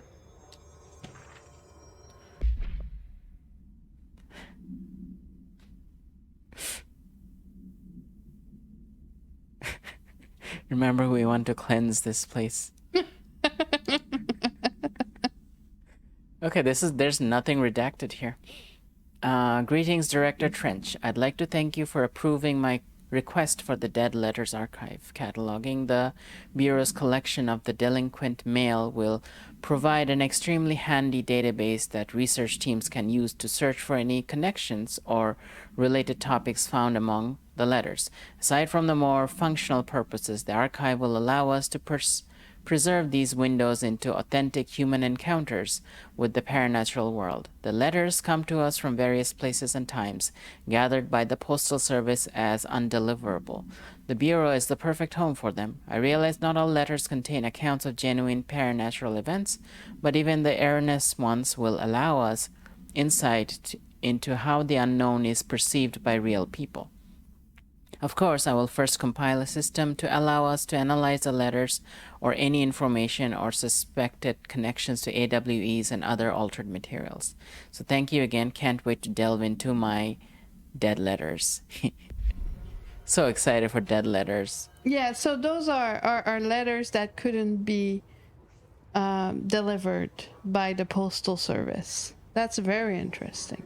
Okay, so this wall is done. Let's switch to the other wall. Yeah, I would have gone in the back. Yeah, too. it's all dark in the back. There's nothing there. There's nothing there. Okay, so let's follow. Do we hear Bill's music? office. There's something there. There's a change in music of some sort? Yeah, sometime there is. There's something there. Dead presidents. Dead presidents. To whom it may concern, I am being contacted by the past presidents of the United States of America. They appear as spirit guides, giving me their wisdom.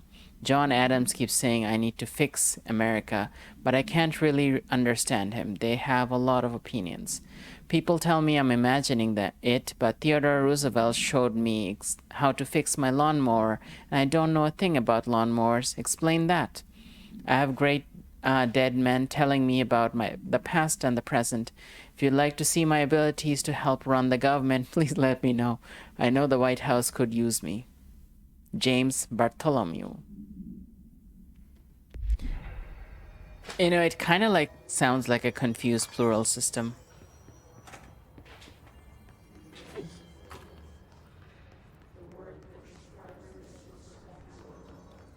Alright, so I think that place is done. Now we have upstairs to do. Mm-hmm.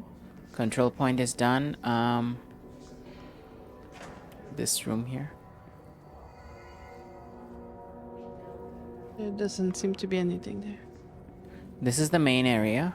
So I'm gonna go past it. And just follow the wall. That's closed. That's where you came from.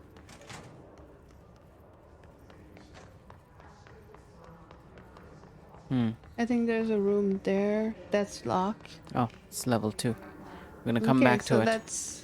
Alright, let's move forward. Communications department. Oh god, there's so much. There's another door there. It's a bathroom. Bathrooms are nice and small. I like getting them out of the way. The cafeteria. We came from the cafeteria, right? Yeah. Well, we came from the letters section, but leads to the cafeteria. Upstairs. Ah, there's just a chest here. Let's grab that. Internet usage rule. Wait. Look at that. Internet usage rules. Internet is not for social media use. No FBC materials of any kind may be scanned or uploaded. FBC email addresses are for work-related correspondence only. Level 5 clearance required to access internet. Wow. Wow. Level 5 clearance. If a cubicle's BlackRock shell gets damaged, vacate it immediately and alert Mr. Tomasi. Wait. They need to be in a cubicle with black rock shell to be able to access the internet? That seems to be the case. If you notice any text in your work that you do not recall writing, vacate your cubicle immediately and alert Mr. Tomasi. Do not connect internal comm devices to the network. Printer is for communications department use only. Altered items are forbidden in the cubicles. Notify security of any breaches immediately.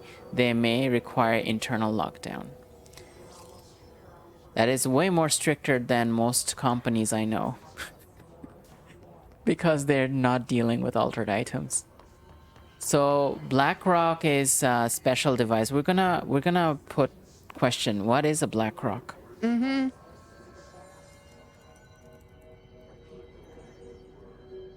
Shell Smiley is saying, I love how they have a slide beside each staircase in case you're too lazy to walk down. What? There's a slide? What are you talking about? I don't know what they're talking about. There is so much blood here. Yeah. Whoa. Oh. Yeah, that's... That guy was alive, but someone threw a tube at him. Pneumatic. Okay, that thing That is looks red. And I can't go through, it's completely blocked. Okay. Yeah. We have to clear that. Yeah. To get through that. Can you... And this is the way to the mail room. There's a shelter here. Let's do the shelter, and then we're gonna try to face whatever's throwing those things. There. There's no documents here? Oh, there's a document. There is. Okay. Book club. Book club notes for Penny. So I don't usually read a lot of sci-fi, but as far as space operas go, this was all right. The title, Unless You, could refer to a bunch of things in the book, I guess, but I thought it was a little vague and stupid. The way the characters kept throwing it around almost like a catchphrase got real annoying real fast. The best part of the story was the space battles. I sided with the Fixers, obviously, because they had the coolest tech and their motives made the most sense to me. Honestly, if I had to choose between some hoity-toity flowers and guns space hippies or a badass bunch of warriors who go around devouring planets like cheap sushi on Sunday, I know who I'm picking. That scene where they invade City Planet and convert the entire population using those brainworms, and that space dogfight between those two ace pilots, sign me the fuck up. What kind of ruined the whole thing for me was that when my favorite character got killed, not even halfway through the story, by getting a battery cylinder launched into his face by a gravitational anomaly. His death didn't feel necessary at all. Okay. That was the book report that they were asking for the book club. Mm-hmm. All right, so you know let's... what would be funny is if someone else write another book report and it has nothing to do with that one. An object of power. Looks like the hiss have latched onto it. We need to cleanse it. So there's an object of power. Which one is it? Can we take a look? Can we see? Well, since things are being shot around, could it be the floppy disk? I think it's most likely the floppy disk. Like, it's shooting things at you. So the hiss are controlling it, and they're using it to shoot things at me. Okay.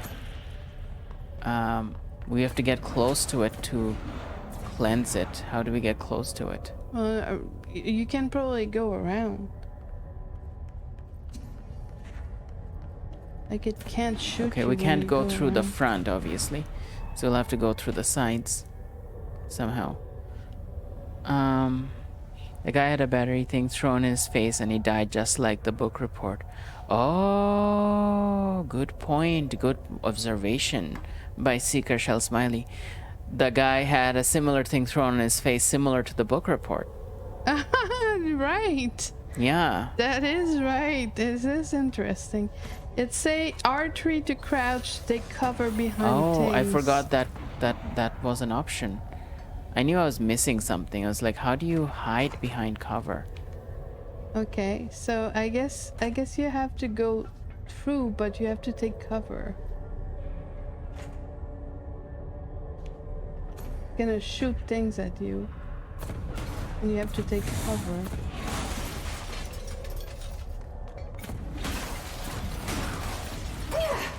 Oh, there's another. Oh, that's blocked.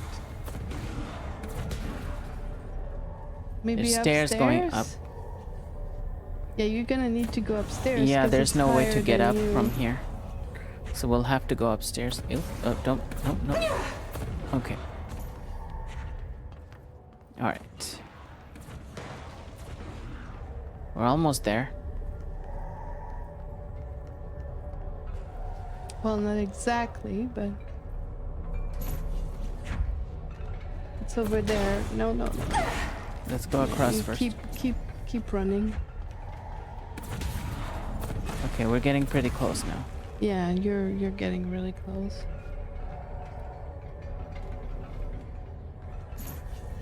What do we do? I think like... you have to go there and cleanse it. Come on. There we go.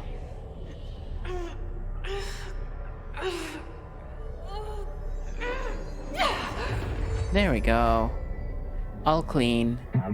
The floppy disk nuke can be bound to gain launch telekinesis. Teach us to believe, Director. It's harder to hear you when I'm here. It's like the channel's been changed. The board's in charge here. They're pyramids in the Bureau seal. Are they really the ones pulling the strings? I'm not their director. I'm no one's director. Cool. So she is saying that the spiral entity is harder to hear when she's in the astral plane. But she also doesn't seem to want to work for the board. Because they seem to... Alright. So, now we got a new power. Check this out.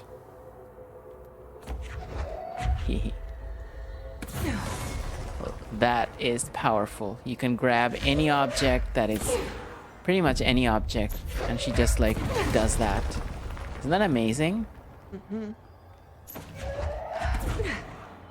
That's my favorite power. You can, like, rip things out of the walls, too. Sometimes. Depending on the wall. Yeah, don't overuse your power because you don't have a huge charge right now. You're still just beginning with it. So now we're doing the trials for this object of power. Just like we did. Launch align the cube thingamajig into the whole slot to advance score. So this thing. Into this hole. Here we go. Is there another one? Oh. It just created a path behind you.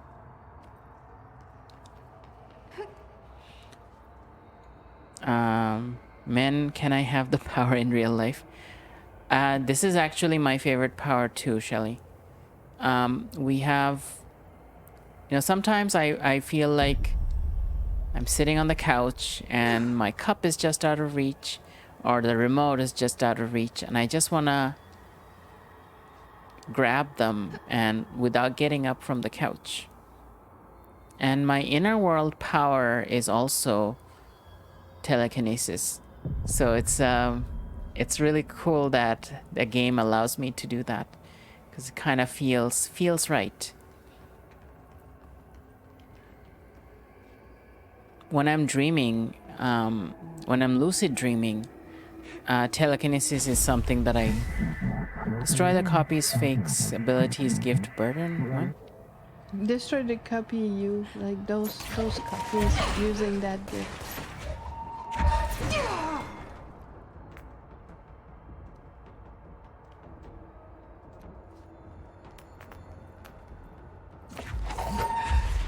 Got it. Got it.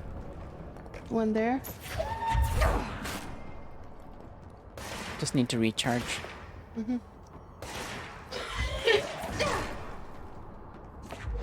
There's another one. His noise is burrowing into our astral plane secret base. You must stop mute them, director.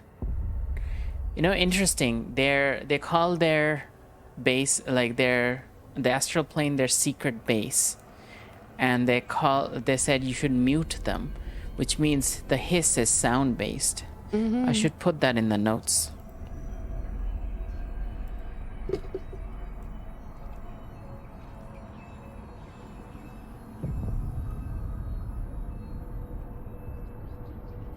I put them in the notes.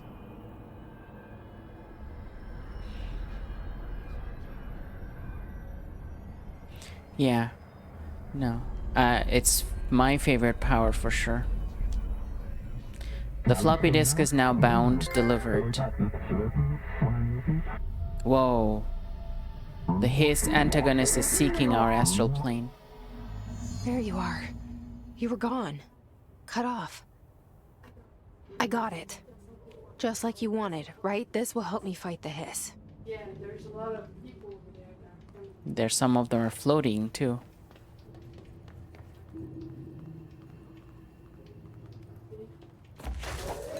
And now I can do this.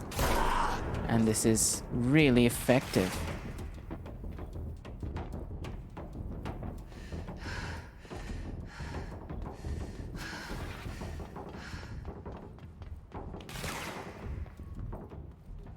Okay, we're gonna go downstairs.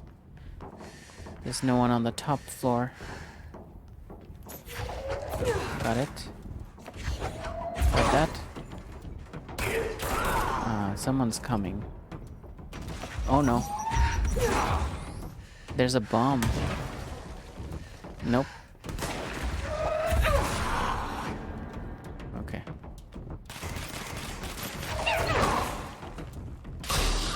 Okay. Where's the next one? There's definitely one more. There you are.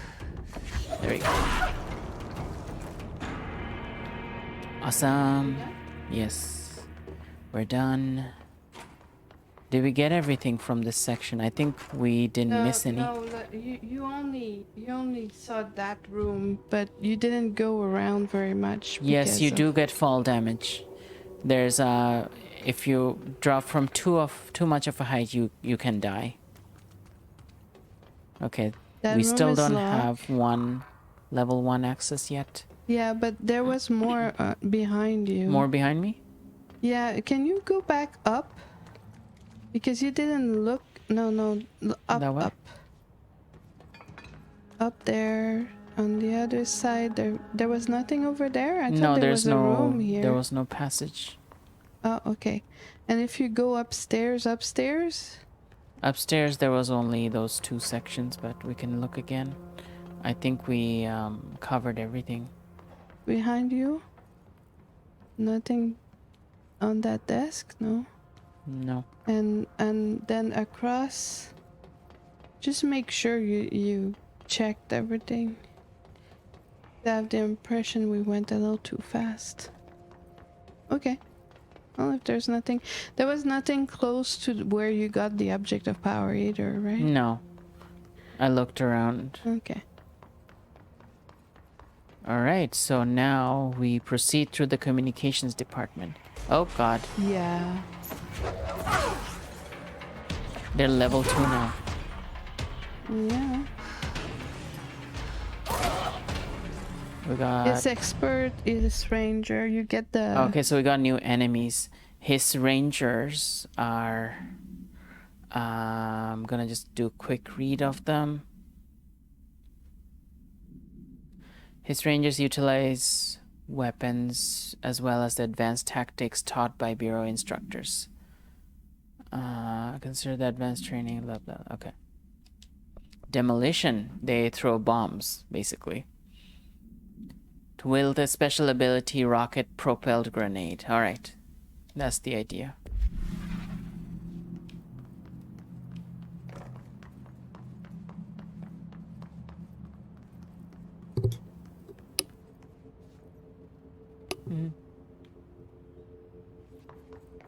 Okay, so we go through here. Emily said that the hotline can be reached through the mailroom. The hotline can be reached through the mailroom, yeah. So we're going towards the mailroom. Oh, they're back. His chant is back. Mailroom is this way.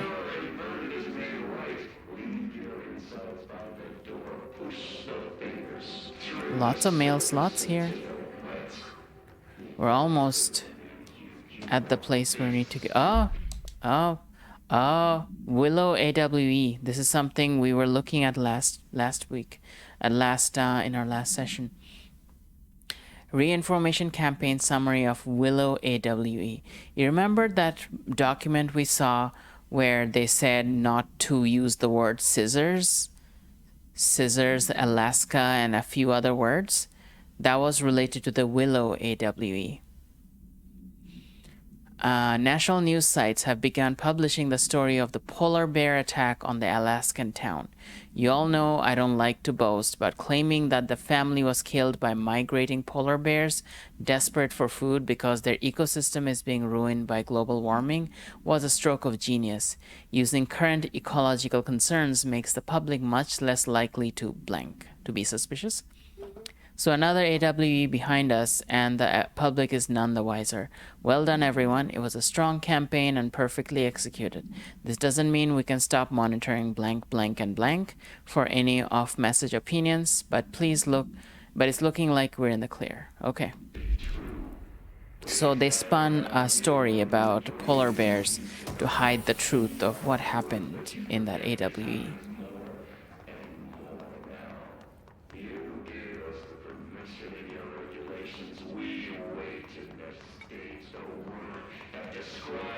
Okay, I think we got everything in this room.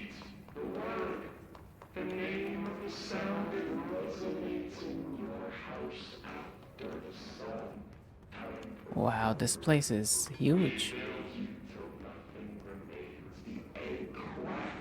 Mailroom is on the right. Ah, where the blood trails are going. Yeah, of course.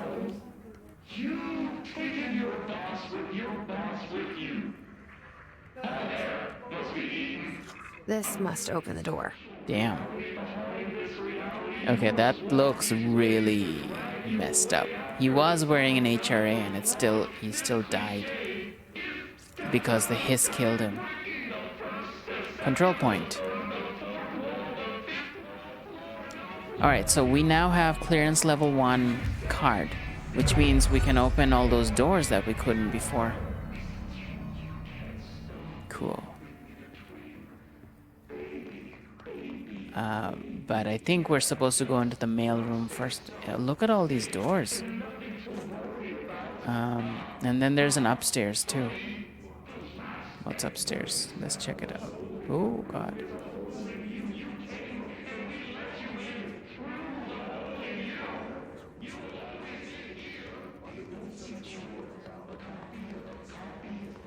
Oh, there's another clearance level 1. It's an audio recording. Let's listen to it. You're listening to America Overnight, mystifying the airwaves for more than 29 years. Thank you for staying up with us. Ghosts. We've had many callers over the years tell us of hauntings, voices, and other phantasmagorical phenomena. Today, friend of the show, Dr. Quincy Reagan, tells his story. Quincy. Thanks. This is something I experienced recently while staying at the Chili Pines Motel in Macon for last year's SuspiciaCon. I was in room 47. The night manager, an avid listener of the program, insisted I take this particular room. Now, the manager explained that years back, the body of a man was discovered under the bed. Inside that wooden border that motel beds tend to have. And the body had been there a week, he said. Guests had stayed there, sleeping with the corpse a foot below them. They only found the body when housekeepers complained about the smell. Hauntings have been reported in room 47 ever since. I happily took the room. I fell asleep pretty quick, checking under the bed first, of course.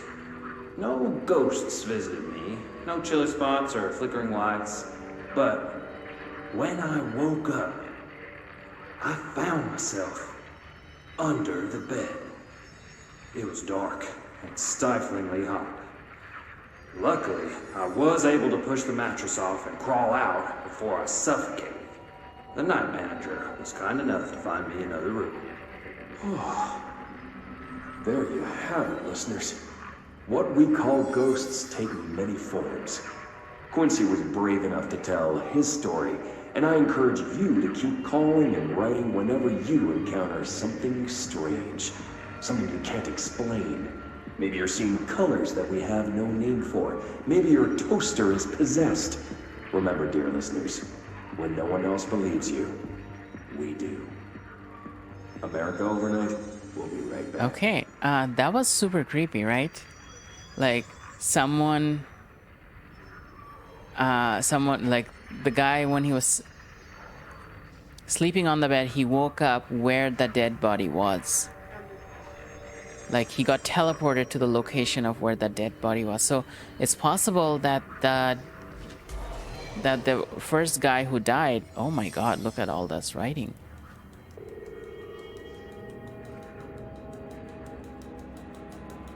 You know what? I don't think we have the...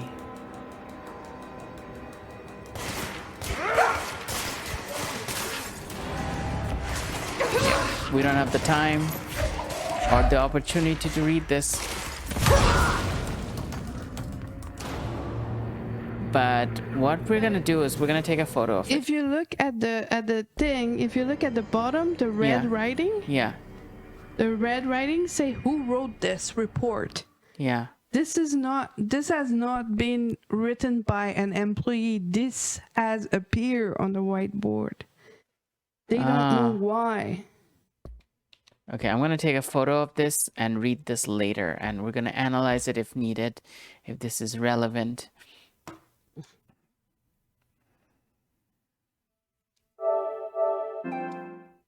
There. We're gonna read this later. Oops. Okay.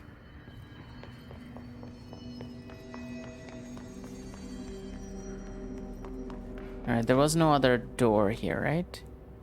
There's only there downstairs. wasn't. Okay. Shelter. And then we're gonna... Someone was hanging out here and drinking beer.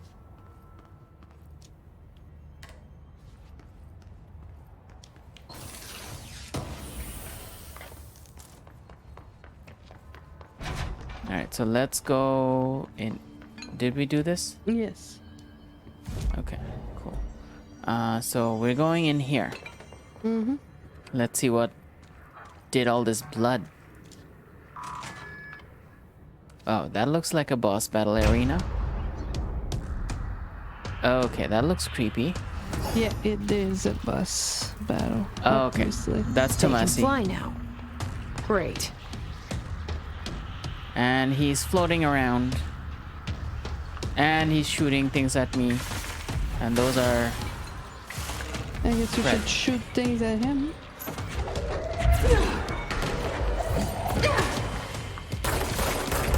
I should not be out in the open like that. There's minions. Move. You should shoot things at the minions. Okay. This is a good spot to hide. Mm-hmm. But there's more minions coming. Minions are coming through.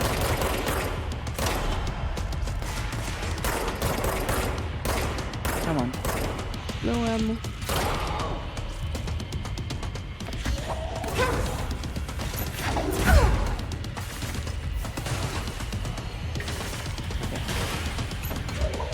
Got that one. Oh, there's ones coming from the sides. Got that one.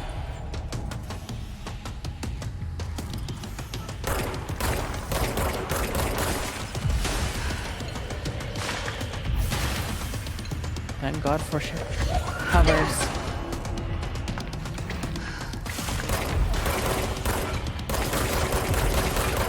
Okay, we got him halfway.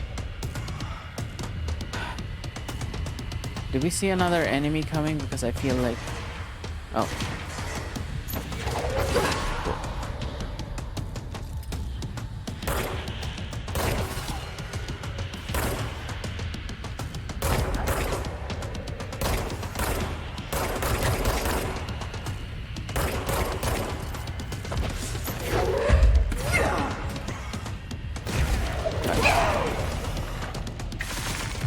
He's almost done.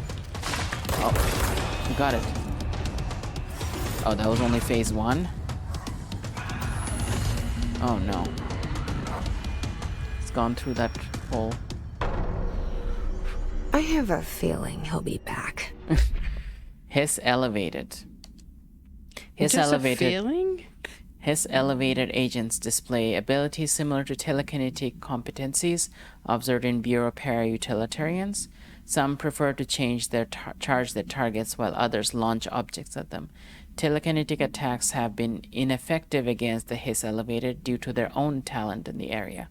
They do not use any weaponry except their own natural abilities. Some His elevated have been seen levitating while strapped into chairs. This is likely the result of individuals being corrupted while undergoing cognitive recording in parapsychology. How are they able to use paranatural abilities? It's possible that these individuals are bound to objects of power prior to corruption.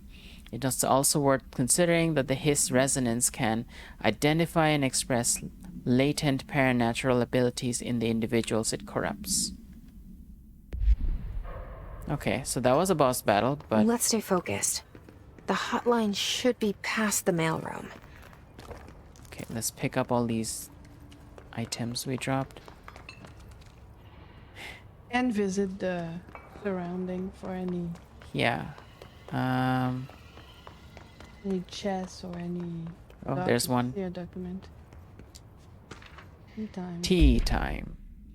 Hey, Malcolm. Yes, tea time is at 7. I'll see you at the course on Sunday morning. By the way, have you heard about this Tennyson report? Apparently, there's a bunch of copies drifting around the office. Trench is looking to get his hands on any information about who wrote it. You wouldn't happen to have heard anything about that, would you? Okay. So someone's writing those notes on the board. And that's what they're calling it?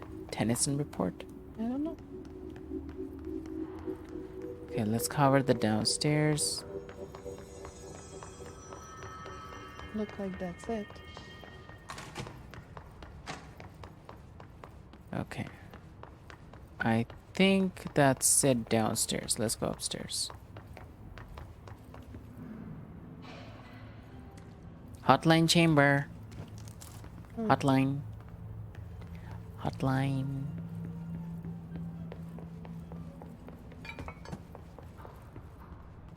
Is that... Oh. Okay. We opened this door. I think it just goes like back. Shortcuts. Yeah, this is shortcut to go back here. Okay. Was there something on that bench there? And on the side there? That was a document. Yeah, keep an eye out. Alright, so let's see on this side. Because if there's nothing here, we're gonna head towards where it says the hotline chamber. Hotline chamber. What about here? Yeah, that's the... Hey, this is where he went through. Yeah. There's a recording there. But summary, huh? But AWE 17. A spate of disappearances was traced to a home in the city of... How do you say it? Butte or Butte? Butte? Where Bureau agents discovered a translocative light switch cord. Huh, that's interesting. Translocative light switch cord. So, a light switch cord that helps you teleport? Bureau agents arrived in the home of a local celebrity located at blank, which had been connected to a total of blank disappearances in the area. Agents found no one inside. While searching a closet, an agent pulled the light switch cord and disappeared from view. Another agent was selected to pull the cord in order to replicate the event. He disappeared as well. Both agents were discovered at the oldest house blank days later, found in a sealed room by rangers exploring a new area of the house. The light switch cord in the Butte's home closet disappeared during this incident. Okay. So there are light switch cords that teleport you. Something worthwhile to keep in mind in case we run into any. Alberto Tomato. Okay. See, head of comms. Recording. The hiss got him. All right, take this down. The situation in Cuba has been evaluated by the relevant authorities. The mysterious illness affecting the staff at the U.S. Embassy in Havana was caused by sonic weaponry in the hands of a foreign power. Numerous personnel have damage to the inner ear, but most are expected to make a full recovery. Of course, the event also damaged their cellular walls, but we can't blame that on some stupid noise gun. Thank God no local doctors examined them first. Honestly, what are the odds an alternate item would show up inside a U.S. embassy? Talk about good luck, huh? So much easier to... Hey, are you still recording this?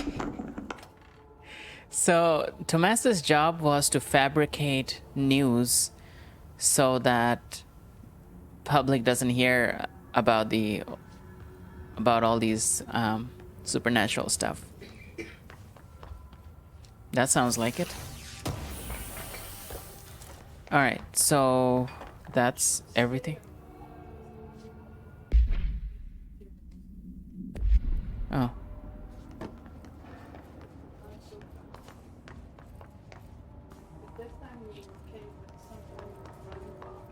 Okay, so where are we at? We're going to the left? Okay.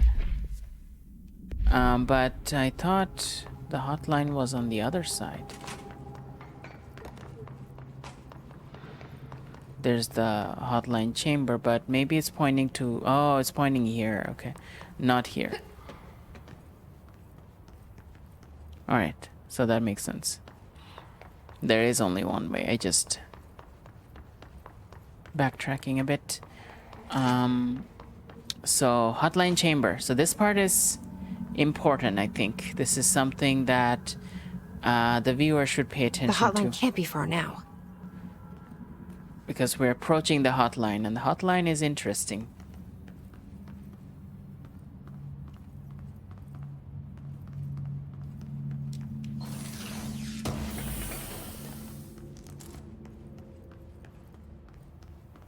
Hotline chamber. While we're here, take a look at the paintings. There's like a bunch of cute paintings. Well, pretty paintings on the wall. It's the same painting repeated. But Butte supplement. AW17.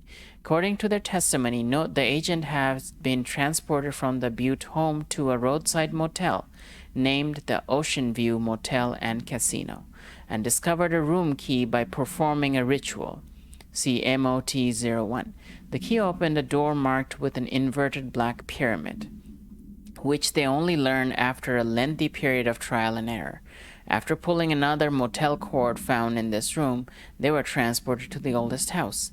The disappearances of the home's owner and the other locals of the Butte have been attributed to the light switch cord. The Ocean View Motel is now known to have many doors and pathways. Since the occurrence, identical light switch cords to the one found in the Butte home have begun appearing throughout the oldest house.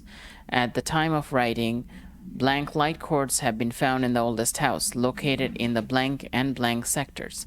These are all access to the Ocean View Motel, though how exactly this link operates is blank. But initial hypothesis centered the Butte AWE as a blank blank. See Dr. Darling presentation. So there's a bunch of these light cords floating around the oldest house. So we're gonna be maybe running into a few of them. Hey, there's a document there. Hotline security log. Director Trench, Bill Everett, Director Trench, Bill Everett. These are like the usage. The last one was Carol Bishop. That's one that's different. Wonder if we'll find who Carol Bishop is. Alright, so we're going this way. Look at that. Hotline chamber on the wall here. Look at what it looks like. I'd like to point this out to the Balance Alliance. The Ocean View Motel and Casino. Dream logic. The light switch cord. The door marked with the black pyramid.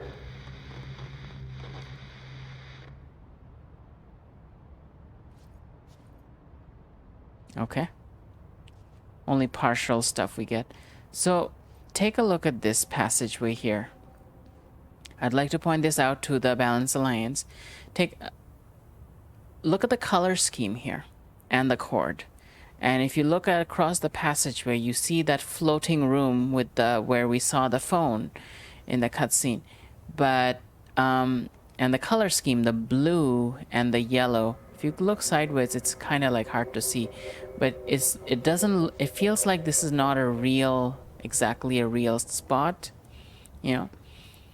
So watch what happens when we do this. So this is the light cord. Clearly it's supposed to teleport us, right? So I'm going to pull it.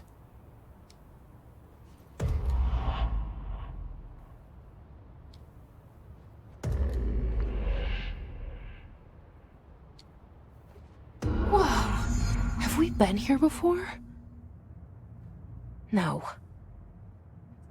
I've stayed at a lot of roadside motels across the country, on the road, on the run, under the radar. This feels like all of them, like something recognized from a dream. Yes. Now, I wanted to point this out to the Balance Alliance because this is the exact technique we've been using to teleport into the oldest house from our space.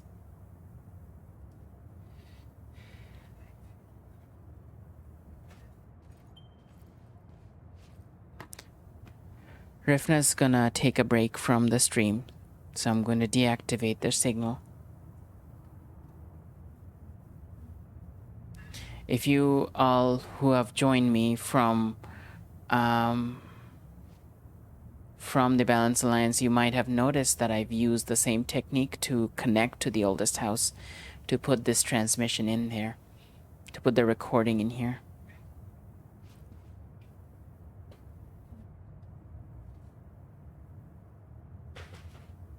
All right, so there's things to observe here. This is the Ocean View Motel that they were talking in that document. See, we're here in this motel and there's different doors.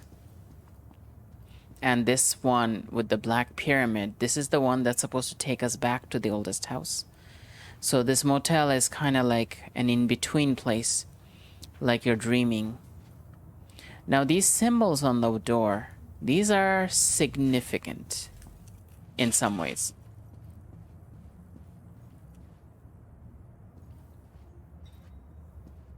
And one symbol, like, we recognize the downward black pyramid because this is obviously something we've seen a lot all around the oldest house.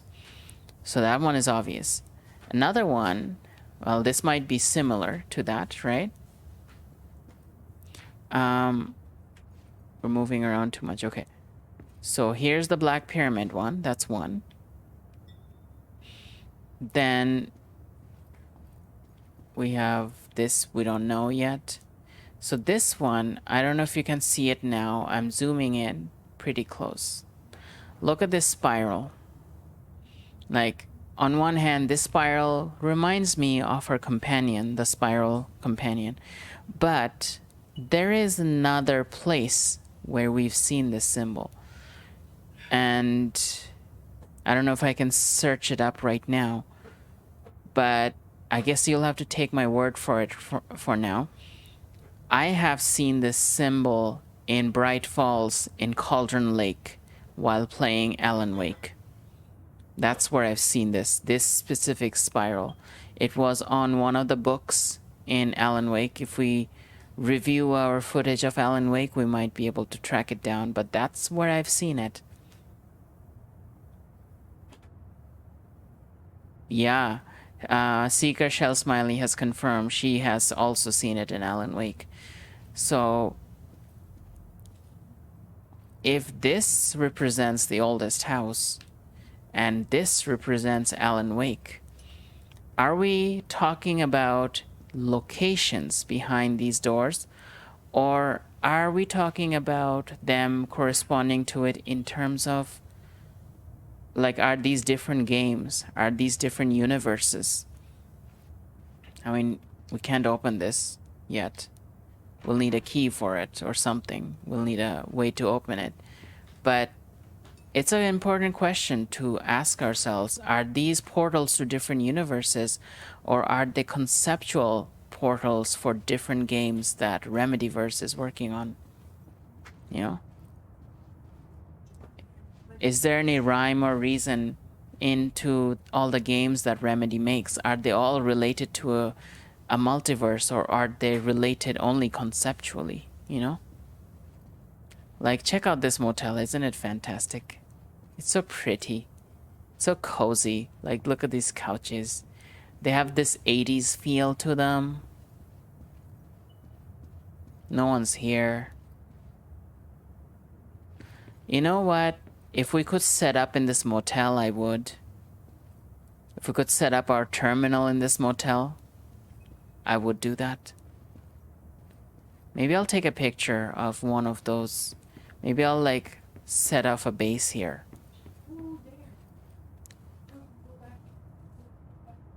Like here. Hey, this is like a nice spot for a base. Yeah. Right in the middle of the hallway. So if she passes through while we're trying to connect to the oldest house, that would be kind of awkward. So we grab the bell. Hello?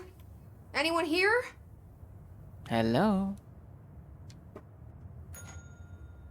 No? Oh, wait. The doors are opening based on the bell. See? The first door opened. Okay. Can we go out? Hey, look at that. It's pretty. It's blue. It's a blue void, but, you know, it's a blue. Like a sidewalk and then void. Hey, here's another association. Remember what Alan Wake said? It's not a lake, it's an ocean. The viewers can probably also check it out when you, like, if you look at the document. I had put that in the notes. It's a quote from Alan Wake. It's not a lake, it's an ocean. So, what if he was it was also a reference to the Ocean View Motel, because that's the name of this motel. Maybe Ocean View Motel is a metaphor for the multiverse, where, like, each of the doors of the motel lead to a different dimension. All speculations right now, but it is pretty like the point that it's that ocean reference, you know, it's important. So this room opened up. Look at this tiny table. I think that table is too tiny for us to set up in, or even this one. There's a clock. What are we supposed to do in here? There's a TV. There's a radio. Guess nothing.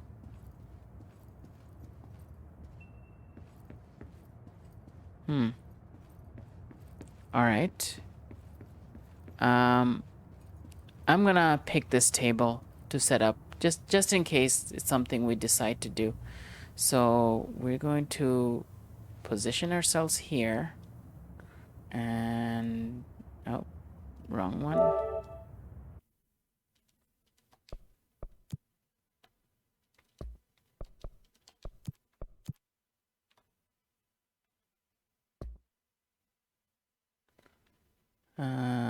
This, yeah, that's a good one. Oh.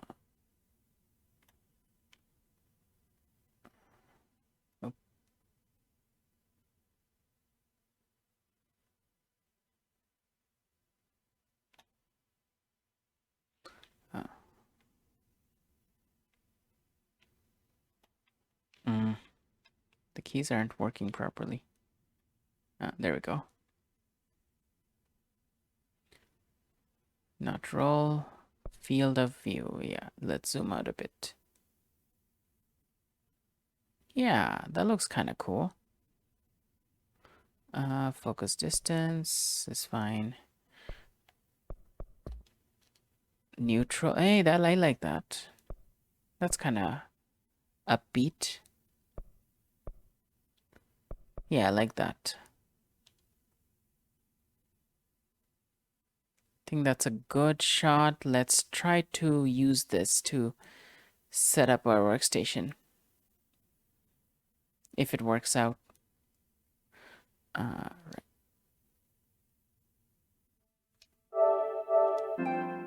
All right.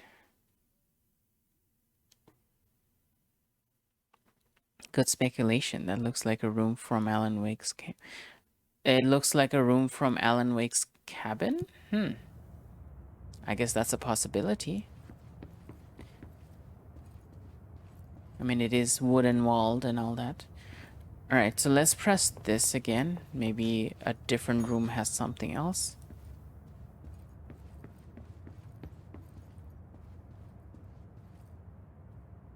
It's like the exact same room here.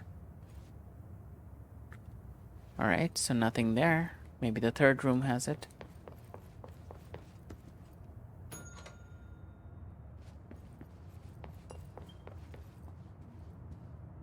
Oh, there's a key.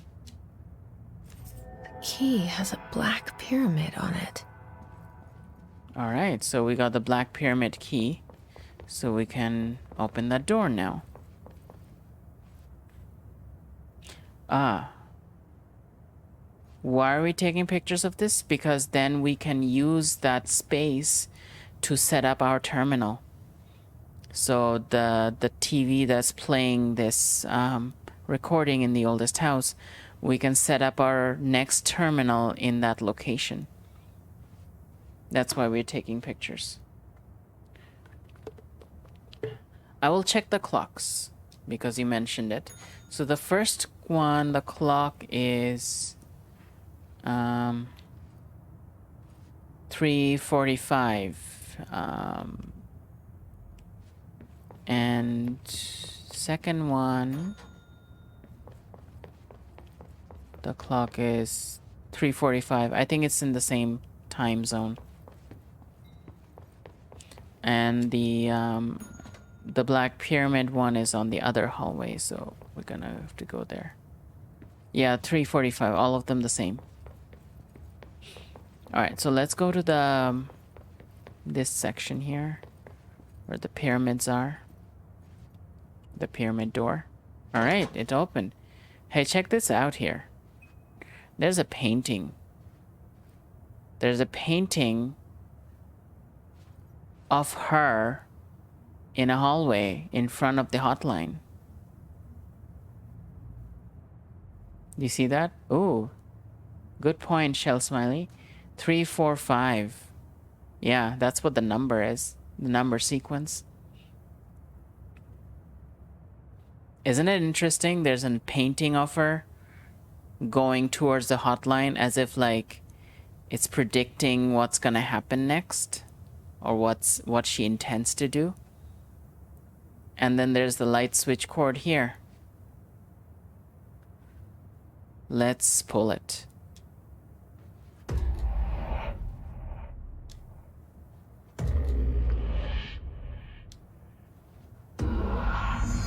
So the painting became real now. So that... And there's no motel. So now the passageway is created. We started here, I think. Yeah, we started here. The cord was here. We pulled it. We got teleported to the motel, and the motel had a painting of us walking down this passageway, and now we are in the passageway. And the cord is there, but I can't pull it anymore. Isn't that interesting? It's the way the inter-reality relationship works is through the paintings, which is why we also use a painting to come into this world.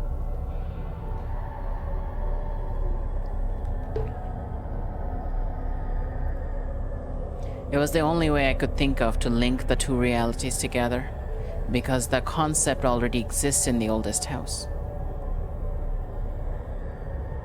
Alright, so we found the hotline. Let's pick it up.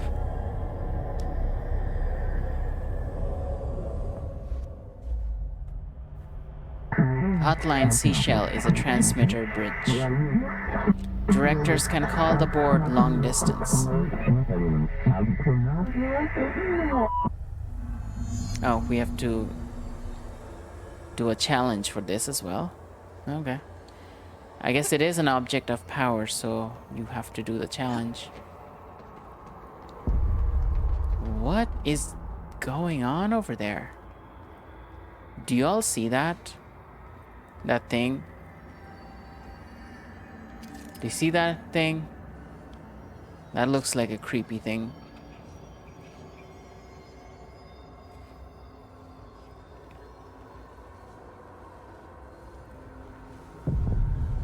Yeah, that black hole thing is really freaky. It's like a very unstable space.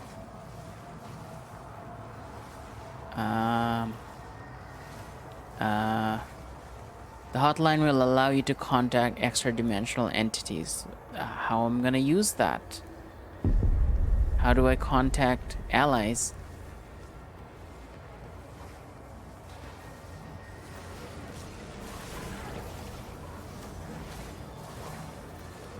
Okay. I don't know what that means, like,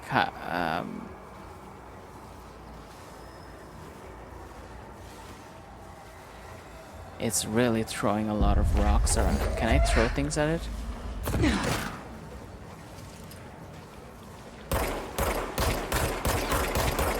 Okay, it doesn't seem to be doing anything.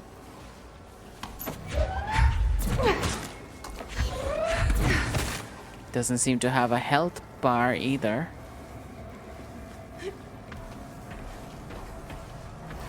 It's coming.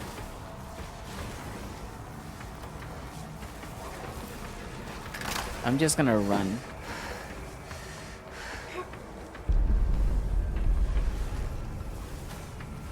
Oh, it's coming. There's another one here.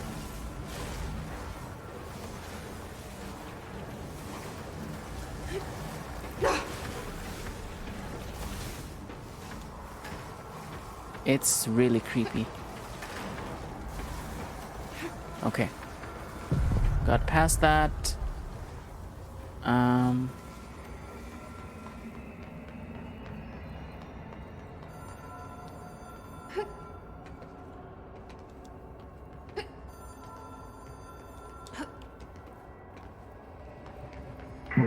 Well done, dialed.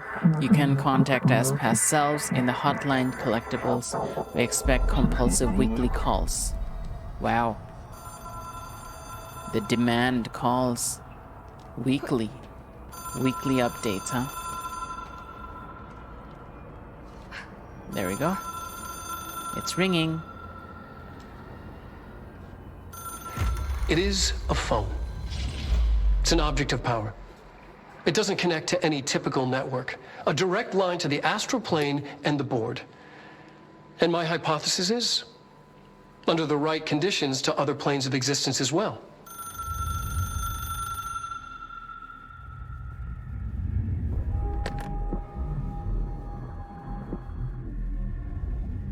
A director needs a team. My management team. These people know the secrets of the Bureau as well as I do. Some even better. Darling, Tomasi, Salvador, Marshall. Marshall especially, my head of operations. She sees right through me. She knows I don't like relying on people. The only person you should fail is yourself. But things change when you become director.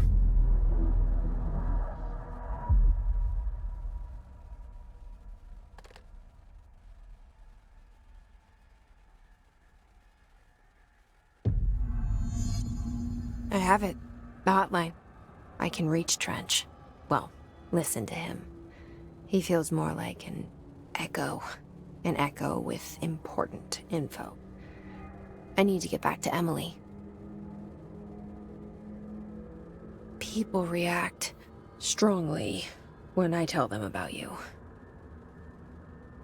Is it too soon to tell Emily? She might be able to help. Yeah, so... Yeah, I did notice the bloody nose thing. She might be using a lot of paranautical abilities using her brain, so that could be just causing nosebleeds. If you know, if you watched Stranger Things, the same thing happens to people who use too much psychic powers.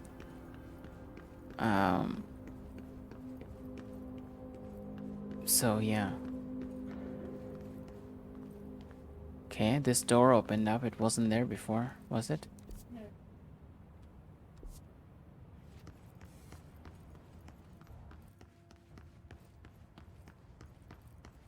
All right, we're back in our office.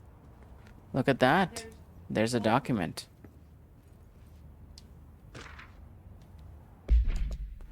To all executive staff, I know there's some concern regarding our operations exceeding the annual budget. So long as we operate within the oldest house, we are obscured from scrutiny in many respects. If our budget demands are not exorbitant to the point of drawing attention, then they will be granted by the U.S. Treasury without question. The APC is just another line in another spreadsheet that some lowly accountant won't even notice. Their eyes will skip over us as if we weren't even there. The nature of the oldest house allows us to certain freedom in how we operate. Our being there here is no accident. So, I think speaking with Emily finishes this mission. So we're gonna just look at the new collectibles we just got from the hotline. So these are all trench ones up here, then we have a board one.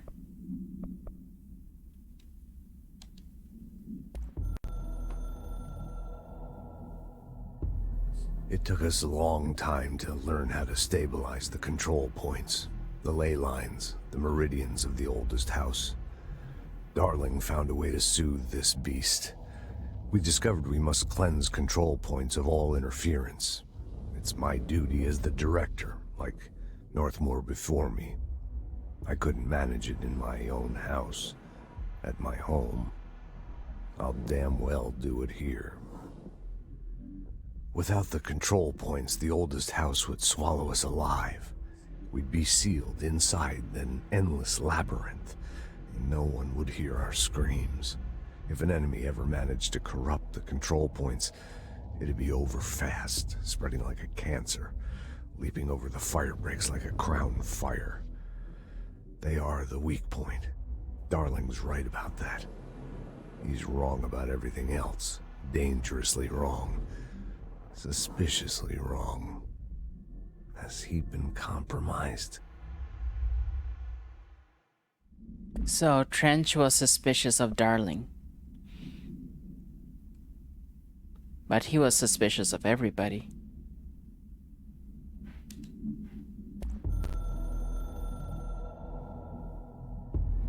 I can hear the hotline ringing in my dreams, constantly ringing. Ringing so loud I can't hear the voice I'm straining to understand. Why don't I pick up? It's a secure line of communication with the board. They would tell me what I need to know. Do I fear their answers? Would they have warned me of this threat? I didn't see it coming. The traitor in our midst. A conspiracy plotted right behind me. I can't trust anyone. I must assume all my intel has been manipulated. The hotline is the only channel I can trust. Bind it, control it. The rule and the ritual with objects of power. It can't be tampered with. The lifeline to the astral plane and the board. I must seek guidance. Soon. I'll rest first. I'm so tired. Always tired now. But I must reach the hotline. I think I'm under attack.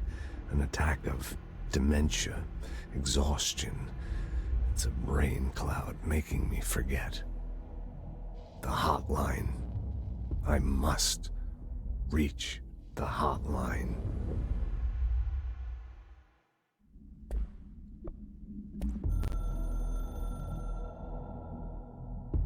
A director needs a team. My management team. These people know the secrets of the Bureau as well as I do. Some even better. They have proven themselves. Darling, Tomasi, Salvador, Marshall. Marshall especially, my head of operations.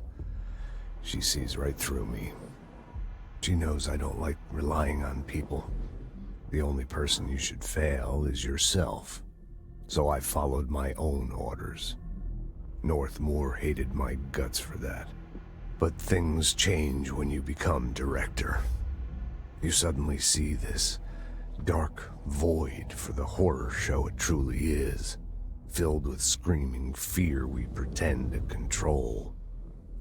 Sand leaks through my fingers. The roses I pruned in the garden back when I still had a family, all dead. Heat escapes my body. My thoughts are scattered. The universe keeps expanding. I can't keep up with it alone. When I forget that, things go wrong. And my team has to pick up the pieces.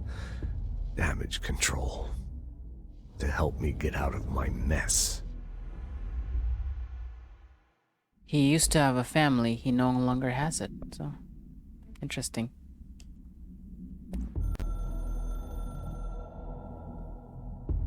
The Ocean View Motel and Casino is a familiar friend to me. I stayed in countless motels like it while investigating AWEs across the country, back in my field agent days. Those roadside motels all bleed together like a dream. Same and not the same. Anywhere and nowhere.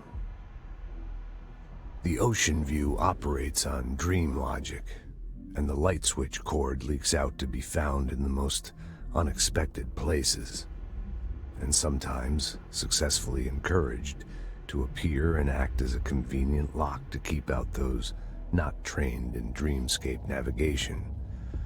Even Bureau veterans can only find one key in the motel, the key that opens the door marked with the inverted black pyramid.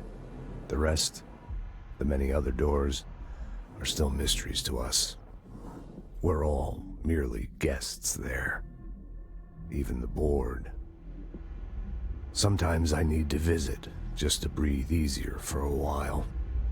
It beats the numb, sterile apartment I spend my nights in, insulated from everything but myself. I guess that's where the whiskey comes in. I don't know why the video stopped playing for a bit. But, so basically he's saying the Ocean View Motel is something that is bigger than the oldest house and the board. The board is just, the board and the oldest house is just a part of it. So there's a bigger universe. It's a system that transcends the system of the oldest house.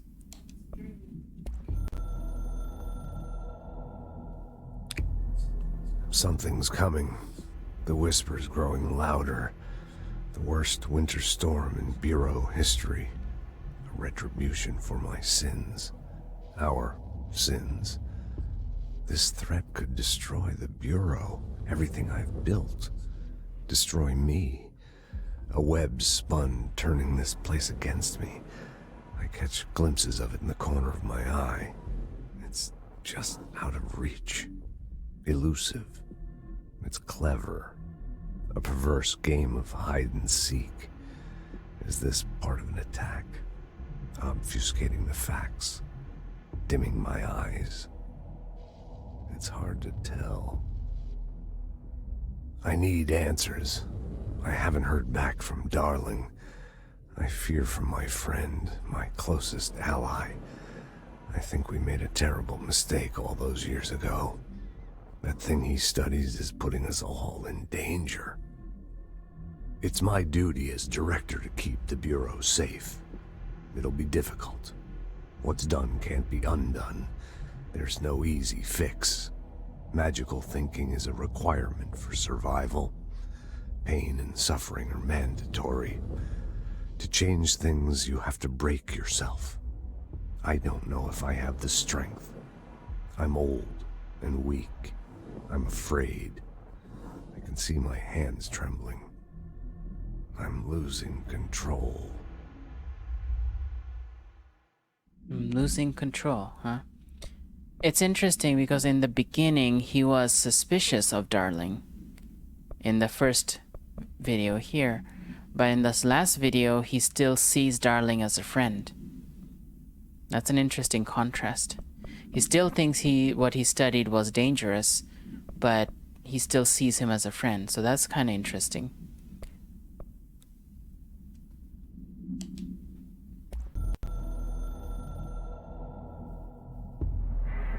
You are the director now. We expect independence, dependence. You are authority chosen one. The Bureau game needs you.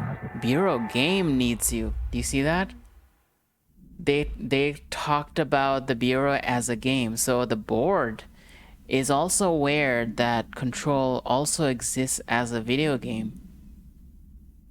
I think we just broke reality.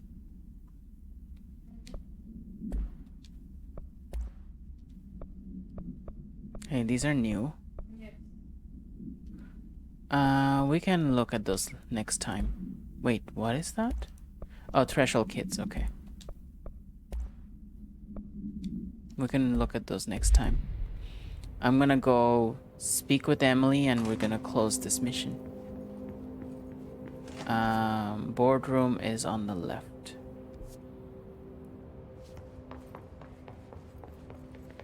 And now we can open doors marked with 1.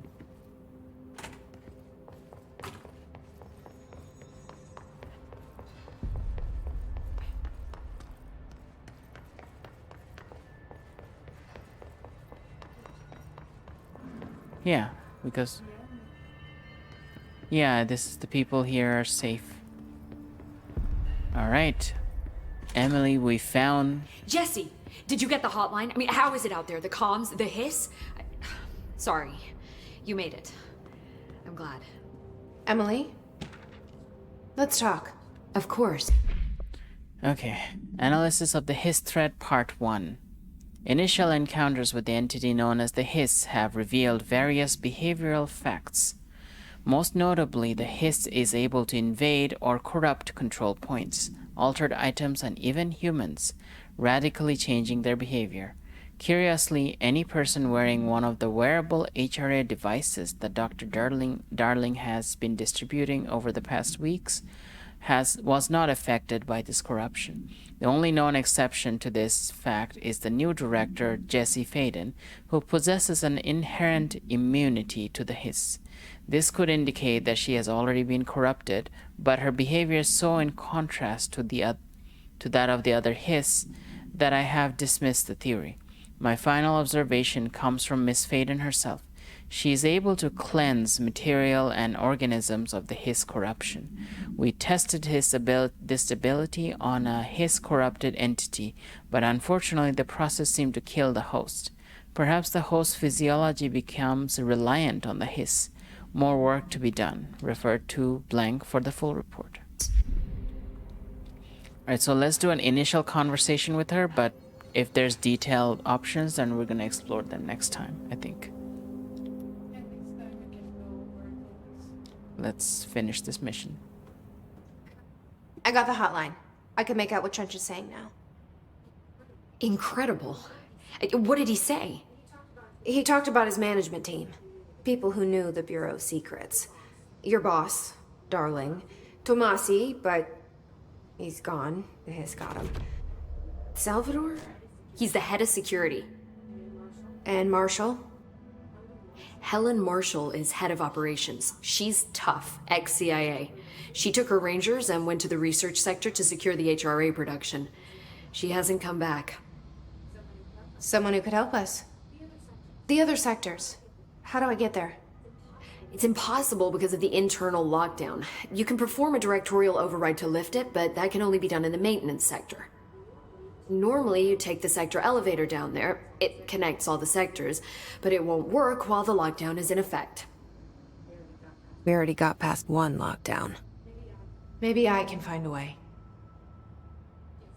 Jesse, look, with no prep, no training, in this extreme situation, you are doing phenomenally well. And all that and the hiss can't seem to affect you. I mean, I would love to run some tests on you.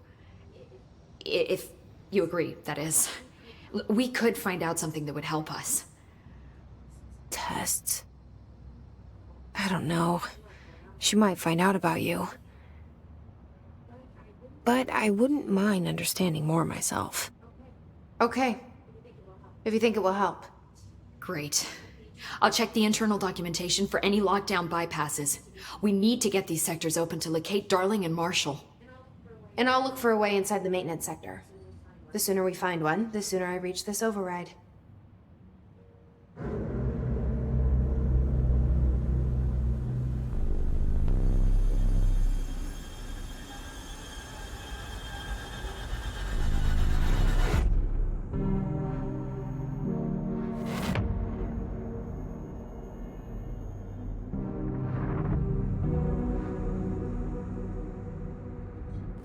The janitor.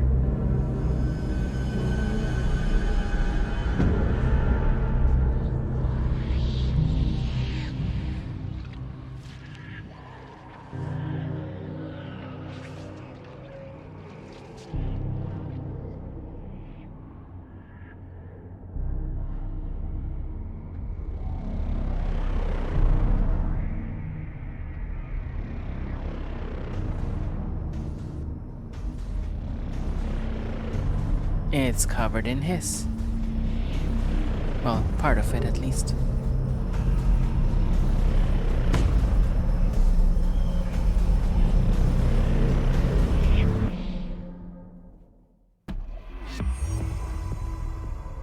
Mission completed.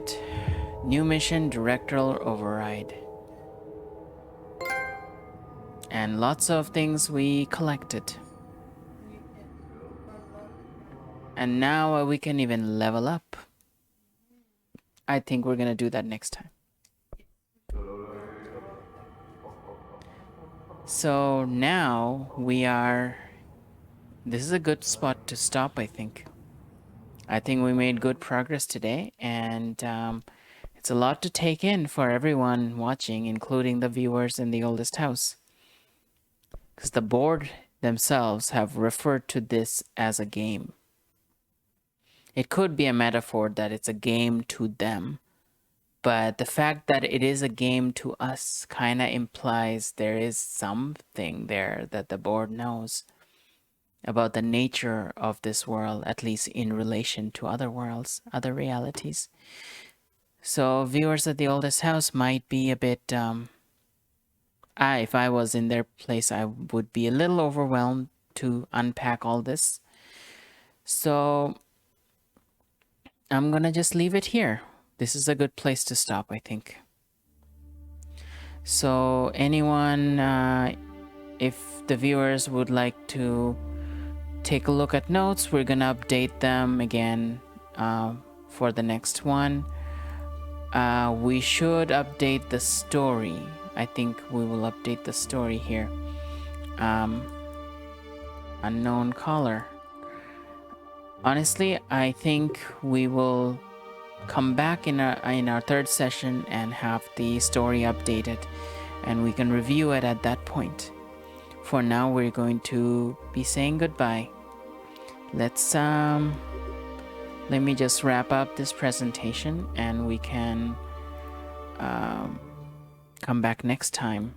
In our third transmission, in our third recording, we'll go into more details with the story so far. So, the games we looked at from our perspective and the blogs, the House of Dreams and Control. The fonts we used in this presentation are listed here, as are the music and well, mostly the music. We don't have any special effects sounds we just use different music.